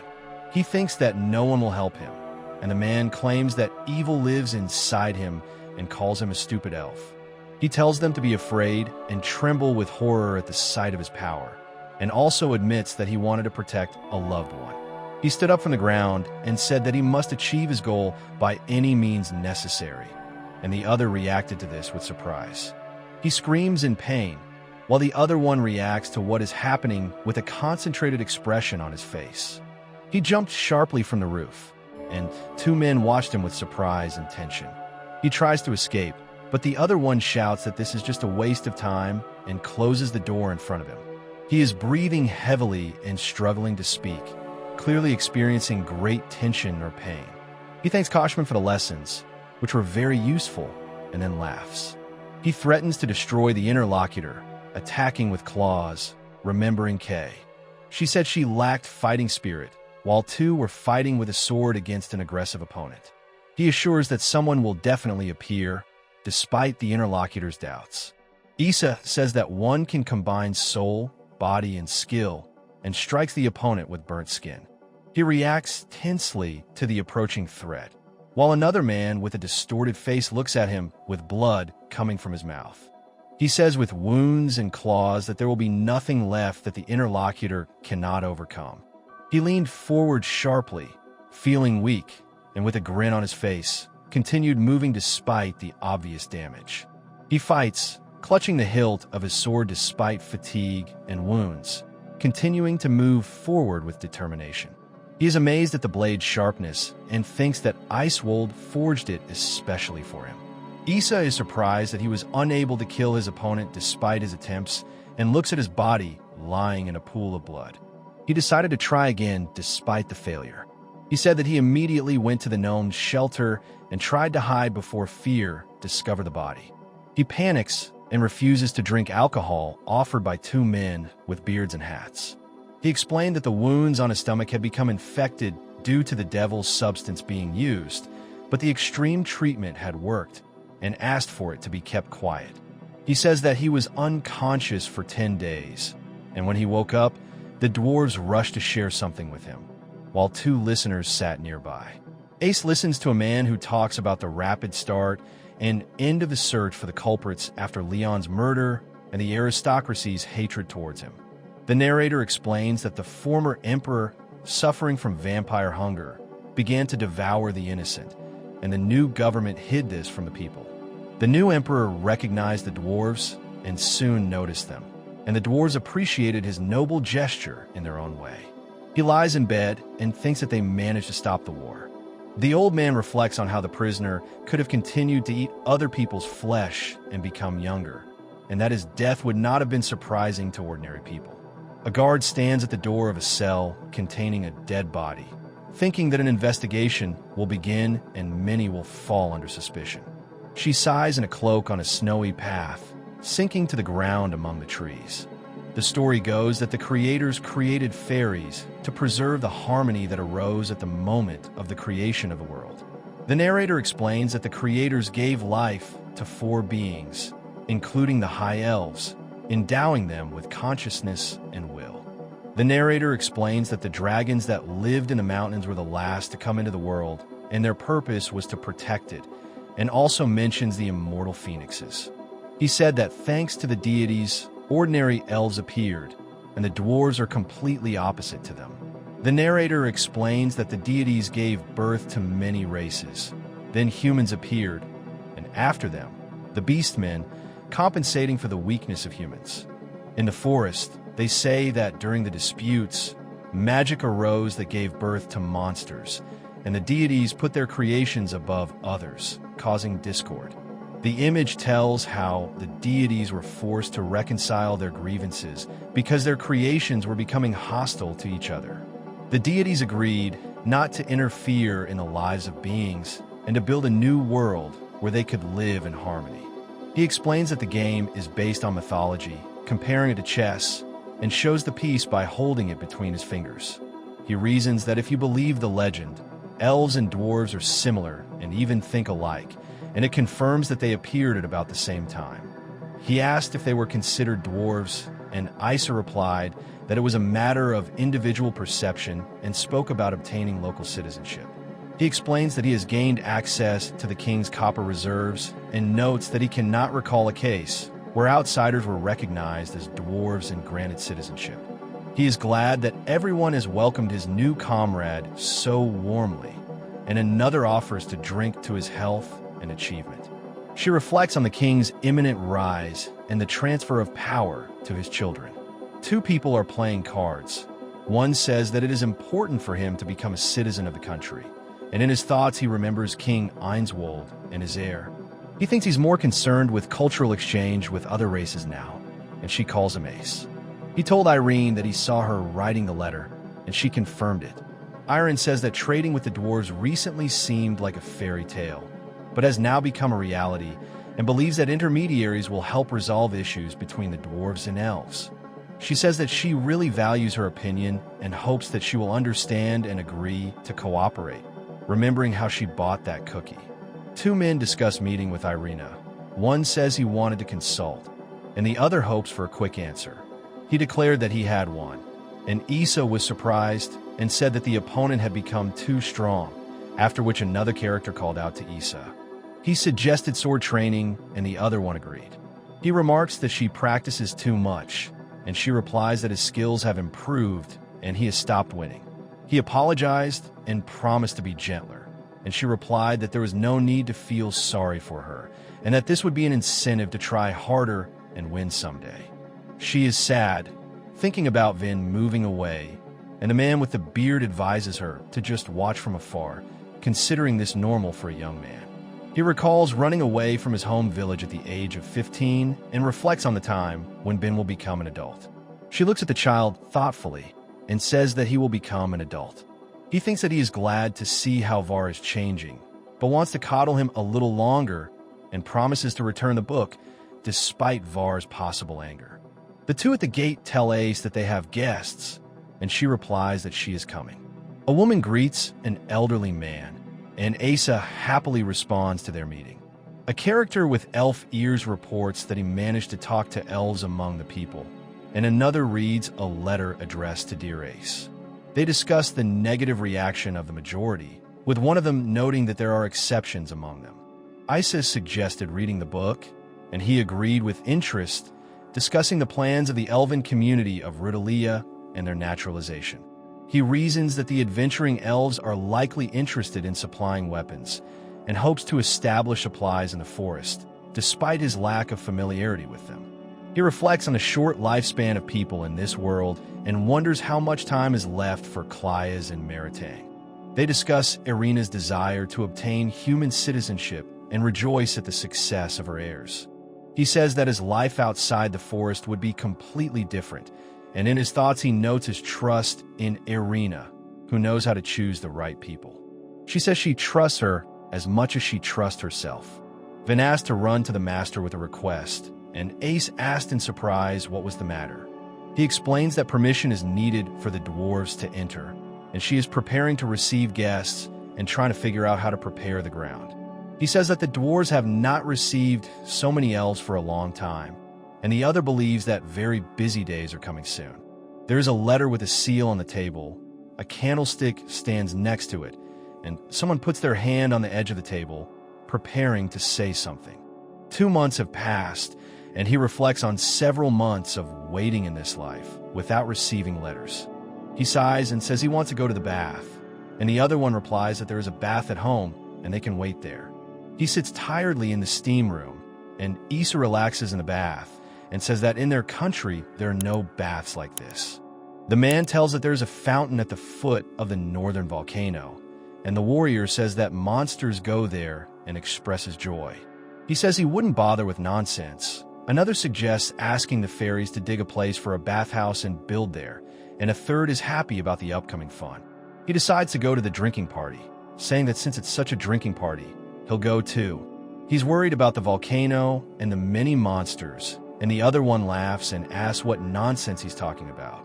He explained that it would be safe with Vin, and the other admitted that he would also like to go there. He noticed a strange smell, and she agreed that it was indeed so, a week later, against the backdrop of a mountain road. He was surprised by the large crowd of people, although he had originally planned to invite only the Ainswold and the warriors. The master's family, merchants, and warriors gathered together, discussing the unexpected increase in their numbers and preparing a place to rest. He thanks everyone for what they have done, and the other asks not to speak like that, noting that even the carpenters came. He looks silently, without saying a word. He attracts the attention of the warriors and warns them of a monster hiding under a rock about 5 minutes away. He calls for us to move forward and promises to show the way to a group of helmeted warriors. Vin explains to the dwarves that they trust his skills and are willing to follow his lead, while he focuses on finding a place for the bathhouse. He told Ace he was leaving, and she smiled and waved back. A group of warriors greet and praise the boy for his bravery and excellent fighting qualities, saying that his father can be proud of him. He praised his interlocutor for his efforts, and the latter smiled and asked if he would tell him more. People are busy with construction, relaxing in a hot spring and watching the water fountain against the backdrop of mountains. He was surprised that this was no longer a bathhouse, but some kind of fortress, and on another panel the Vikings explained that the war had planned a garrison, not a resort. He says that they managed to recapture the baths, which were then divided into male and female, and Ainswold's wives also visited them regularly. The image says the gnomes almost organized a tour to the hot springs. He noted that in a short time, they elevated this to the rank of local cultural heritage, watching a man in a bathtub with a glass of beer. He thinks he should get an answer from Irina soon, and then talks about the hot springs and plans to take them to the bathhouse. The bearded man remarks that it has been 30 years since their last meeting, and Issa is surprised that he still keeps the kukuri he forged. The group discusses how he hangs around every day because of Aesa, and everyone has gotten used to it. He admitted that he was glad that the dwarves had stopped being afraid of him, and she reminded him of the need to get to know the others. He introduced his 3 friends, Q, Trimum, and Zelta, explaining that they were all adventurers traveling through Rhodolia. Lewis apologized and introduced herself as an artist, saying that she paints portraits of the nobility, but that she loves landscapes most of all, while the others listen to her with interest. The image shows a sign with a barrel against the backdrop of a building, accompanied by the sounds of clapping and text about the rapid adaptation of elves in a foreign country. The musician thanked everyone and announced that he would perform his next song for the first time, dedicated to the ancient legend of the dwarf. He says that at first no one greeted him, and it irritates him so much that he gets angry. He exclaimed in surprise, and she said that she was already silent about Lewis. The girl asked her sister to draw her grandmother. She agreed, and the children thanked her for the drawing. Iron arrived with the group and started talking about joint trade. The elders of the forest asked to convey that they will make every effort to improve the situation if Aesa so wishes, expressing great gratitude. He is surprised that they might demand something back, and then he thinks that in gratitude they want to take Vin into their care, although he himself wanted this before. He laughs and says that it's normal to be afraid of paying off a debt for no apparent reason, and she replies that the elders meant something else. He says that people and elves did not interfere in the war, and she thanks him for his help, which made it possible to avoid the suffering of innocent creatures. He sits thoughtfully in his chair, reflecting on how some people were prone to taking things too seriously. She explains that elves hate metal, so there are problems with importing weapons and armor, and gives the example of exporting fruit cider. Aesa reflects on the fact that only weapons made from magical raw materials are accepted, and agrees with the blacksmith's opinion that the dwarves will not accept metal. He is surprised, and he reflects that the dwarves are proud of metalworking and are unlikely to do anything else. He suggests distributing the duties between the elves and the dwarves, and the interlocutor agrees, noting who will be responsible this month and next. Aesa laughs and says that he is used to drinking with dwarves, and his interlocutor offers him another glass, noting that he tolerates alcohol well. The map shows the territories with explanations about the artist's capabilities, who says she can go anywhere despite territorial restrictions. He listens in surprise as she offers him some water to drink, and another character is delighted and says that it sounds really great. He declined, saying he had important things to do, and she offered to teach him to draw and sing next time. He thinks about the past with regret, but Aesa didn't have time and broke the food, falling on the table. She fell onto the table unconscious, and another character asked in surprise if Lewis had passed out, promising to deal with the rest of the questions later. Aesa admitted that he might have been selfish in inviting the elves, and the other girl responded that sometimes it was good to get together despite the restrictions. He says he would be very grateful if the herd of homeless people were returned, and then, with a smile, suggests moving on. A man asks another what's wrong with him today, and the other replies that he's going to a meeting. While outside the window, they remember how 3 years ago the elves left the land of the dwarves.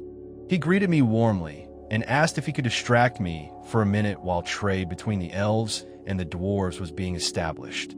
He said that he had lost many times at blacksmithing fairs and later voluntarily participated in the development of trade relations between peoples. He explains that another dwarf has appeared who wants to forge weapons to order, and another asks who it is. He remembered Aineswold and Vin, and the old man laughed when he recognized Rwinza, and they told him that Rajdal was less interested in this and was a master in the matter.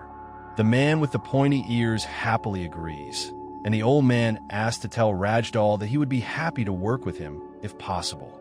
Several figures are attempting to maintain contact with dwarves outside their home country and have expressed a desire to develop trade with the elves. The man reported that Vin's blacksmith training had come to an end, and he praised him for his skills and independence in working with clients. Aesa thinks he has done everything he wanted and tells Vin that they are returning to Rhodolia, deciding to keep his promise. He said that he would prepare for departure, and she understood and agreed. Two men are silently cleaning a room, One of them is wiping the wall, and the other is holding a mop. He reflects that, deep down, Vin would like to stay here forever, and that only Vin knows what he's really thinking. 3 people say goodbye around a fire in the mountains. One asks to take care of himself, and the other thanks for caring all these years.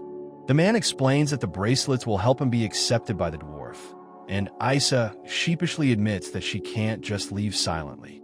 He sheepishly refuses to accept the gift, explaining that he did nothing special, in response to the other man's surprised look. A man with a beard called another man an idiot and punched him, who reacted sheepishly while standing next to a man with a backpack. He said that she was his student and brother, and she replied that he was much better than the long-eared bastard, and there was no point in comparing them. He says that his father is excellent and takes care of him, and the other one replies that they can certainly trust him to take care of her. He with the beard said that everyone knows and asked to drop in for a light, and Aesa, crying, promised not to abandon blacksmithing. He reflects on how he hadn't previously thought that Vin considered himself a free bonus, and admits that he hadn't noticed it with the other person. Aesa says the most important thing for her is, he feels guilty and tries to understand what he is thinking standing next to her.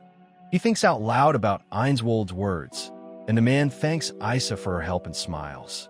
He, with a crown on his throne, says that he will become king, and Aesa laughs and promises to come again for such a spectacle. He happily announces that they are home, and the woman greets them and says that she knew about their arrival, discussing the weight and the letter with the exact date. She senses that they are getting close and suggests that they wait at the gate, and he replies that he knew about it. He explained that it was on this day that the wind suddenly changed. Aesa noted that there were more students, and another said that he was told everything.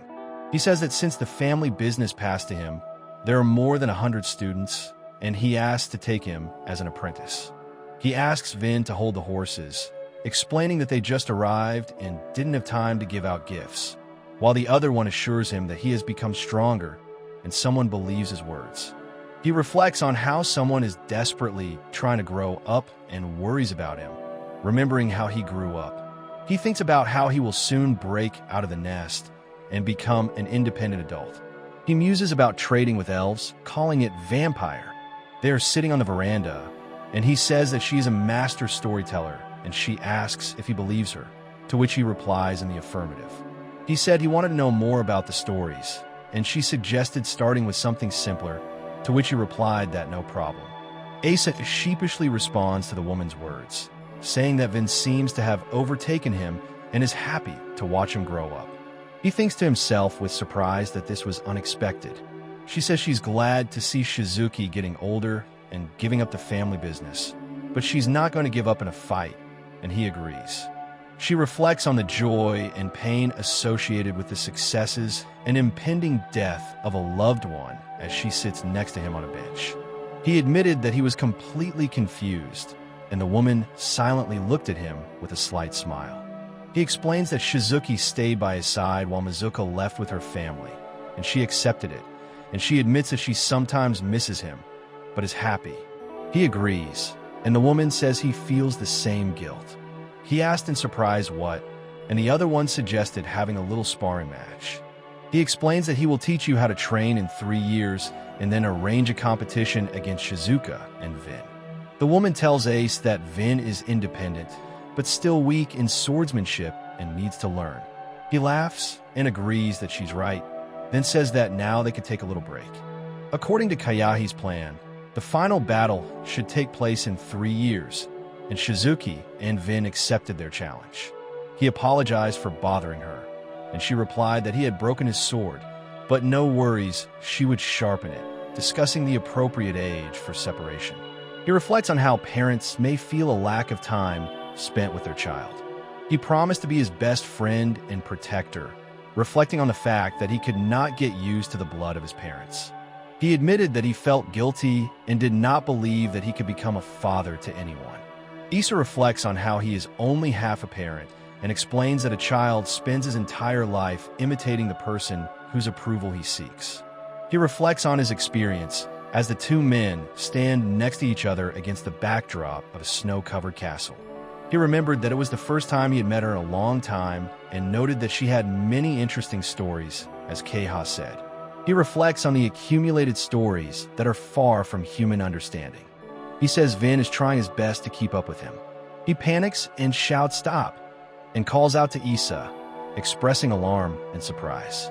He panics and asks to wait, and the other one agrees, saying that he probably will too. He confessed to Ace that they had come this far together and that he owed her something. He asks if it's true that Keiha reveals the secrets of the Yasogi style to her during training, and she replies that she made an exception for her. He explains with a smile that Keiha didn't teach Shizuki any secret arts and notes that it's very cool. Then apologizes for being selfish, and another asks what he does in training. He explains that he is trying to imitate Keiha, waving her sword, and she is surprised that he does not have a sword in his hand, so nothing can be heard. She happily welcomes her mother and Ace to the city of Wistcott in the kingdom of Redolia. She is silent, and another person quietly says her name, Aesa. He passes by a flower market where people are chatting and trading lively. Against the backdrop of ancient houses, someone asked for one thing, and another handed it over, saying, "Here you go." She decided to go there after receiving a letter from Wistcott and starting training with Kia.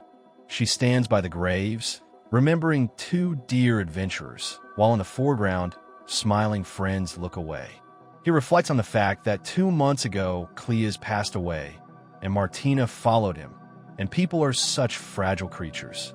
Flowers lie on the grave, and words of forgiveness and gratitude sound in my thoughts. He ensures standing at the grave. He is praying, she is holding a bouquet of flowers, and he thinks that he too has feelings. The hero thanks Aesa, telling her that Cleas and Martina responded to Kiaza's call, but the four of them did not get along. She thanks her interlocutor by saying, "Thank you." She reflects that if there was someone next to her who could share the eternal life of an elf, she would meekly follow them. She says thoughtfully that if she could run away from this, the situation would be different. He said that perhaps he wouldn't be so sad, and she, standing next to him in the cemetery, answered but couldn't finish. He reflects on the pain that Irene is now experiencing. He reflects on how life goes on even if someone very important has passed away. She came up to the city and said that it seemed to be here. He explained that he wanted to visit her yesterday, but the journey took longer, and in the morning he was stopped by Miyazuka.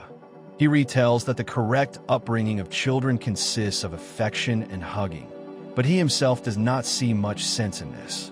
He stands at the grave and quietly pronounces the word, Radna. He greets with the words, "Welcome to Wistcott," and holds up a hand surrounded by glowing particles. He explained that the house they had chosen for him was being looked after by Mizuka, who had recently given up her career as an adventurer to become a teacher. Aesa regrets that she was unable to meet the child of Cleas and Martina, who now serves as a knight in Zane's.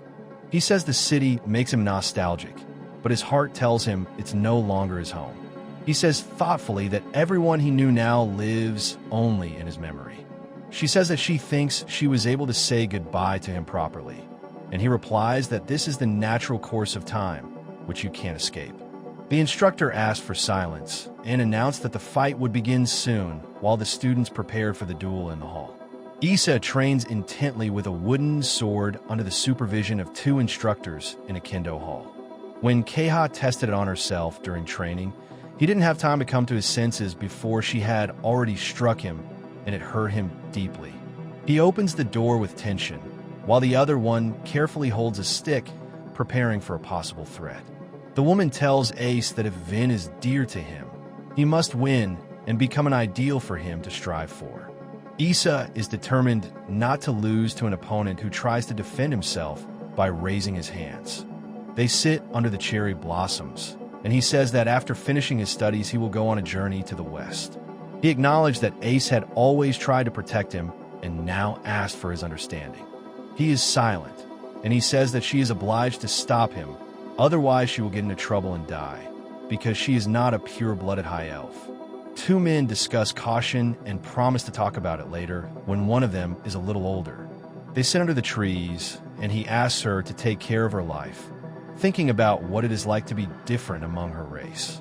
He says that there are elves, beastmen, and people who will eat her, and she, covering her face with her hands, thinks that this is probably overprotectiveness. He says that everything will be fine, and the interlocutor suggests that the reason is that his child was going to a very dangerous place. He offers to fight again, and she hopes that then she will be able to defeat her own father. He sheepishly asks to stop and admits his shame, while Aesa watches him in surprise. He hugs Aesa tightly, who tenderly makes a sound expressing her feelings. He jokes that his father cries, but he denies it and admits that he also cries often. He tells two apprentices in the forge that he took them in and returned to the Yasoghi clan 6 years later. The boy asked Aesa if she would ever leave. He admitted that he agreed to take the students, and Aesa hugs the baby, while the other asks her to hug Mashiki. He said that a problem arose because Suha also wanted to learn blacksmithing. He's panicking about the upcoming scandal over the eldest daughter of the Yasoghi family, and a girl with a hammer offers to work. The man says that becoming a clan leader doesn't necessarily have to be one path, and that blacksmithing will strengthen the spirit and body of Aesa, who listens in surprise. An elderly woman asks her granddaughter not to look up, and her interlocutor is confused and doesn't understand what she's talking about. He asked if she really wanted this, and said that he then asked Suko herself about it. He admitted that he had been watching her for several days and noticed her talent, and she replied that there were many other activities, such as sword fighting. He says that he will become a blacksmith and help his brother, and she hopes that the clan will inherit Tugi and he will become a great swordsman. He claims with a smile that this is his older sister. After all, the image shows large flowers with many petals and stamens, located close to each other. He brings the box, and Aesa and another man are busy working by the fireplace and discussing something important. He trains intensely with a wooden sword while a woman in a kimono watches him with a smile. Four friends build a snowman together at a traditional house, and one of them smiles as he watches the process. She coughs, and he offers her an apple, remembering how full of energy she was. He happily brought a twig and called Kehu to look, remembering that 13 years had already passed since his return to the clan. Aesa listens worriedly as the older woman says there is very little time left, and he tries to console her by telling her she has 3 years to live. The elderly woman says he's had enough of her and it's time to let him go free. An elderly woman tastes the apua fruit and says it is very tasty. He told Ace to take the sword, and she responded by asking him to wait while the other man left through the window. He admires the craftsmanship and beauty of the sword as he watches a man demonstrate supreme mastery of the weapon. He, out of breath, asked how she felt about it. He asks Aesa to be careful, and she, with difficulty breathing, confesses her love and asks him to look at her carefully. After the funeral, he accompanied Kaka on her final journey and left the clan. He felt that this was not his place, despite the attempts of those around him to dissuade him. He decided to leave a letter for Aesa as a keepsake. He writes a letter in which he confesses his love and asks to remember him until the letter decays in time. He carefully reads the letter, standing in the forest among the trees and bushes. He says that he will always be there and protect, even if his hands can no longer hold a sword. The image shows a sword with a rose, and the text conveys the wish that the sword guides one on the path of life. He sits by the window, wrapped in a blanket, and asks to keep the letter until the end. He says that his path lies to the east, and will be happy if the interlocutor remembers him as long as possible. He says with tears in his eyes that he will return when he has collected enough stories about his adventures and to the place where the Yasoghi fighting style was born. Aesa replies that he is much better, but he still can't stand the carriage. While outside, they ask how he is doing. Leaving behind the Yasoghi clan, he quickly joined the Elven caravan, which serves as a mobile mission for the dwarves throughout Redolia. He listens with a smile as one of the girls laughs and says that it's enough to make fun of the gentleman, and the other agrees with her.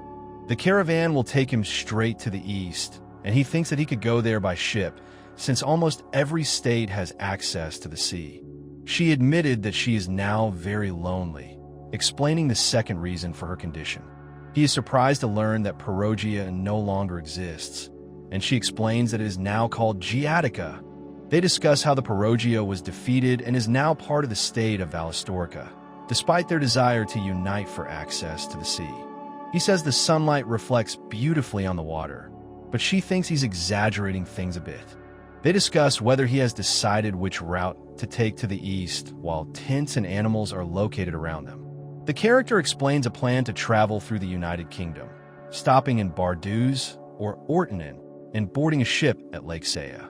He asks if she's going to go through the Swamp Empire, and she confirms, and another girl tells him that lizard people live there. 3 girls discuss local cuisine, a journey to the Great Plain, and remind each other not to forget the nomads. They ask Ace to look here, and he reacts to the appeal with curiosity. Every day, she came to the dried-up river and prayed, asking the merciful gods to give her water to drink. She said that the fairy took pity on the girl and shared water with her, but he didn't know that the headman was watching her from behind a tree. He thought that since the water fairy liked Marie, he should sacrifice the poor girl so that the fairy would fill the river with water. The villagers decided to bury her at the bottom of the river, but at that moment a mysterious shadow appeared before them, a wandering elf. He said that the elf was angry with the villagers' plans and warned of eternal suffering if the girl was killed. Marie unexpectedly stood up for her fellow villagers, explaining that she wanted to help her village and asked to be taught how to do it.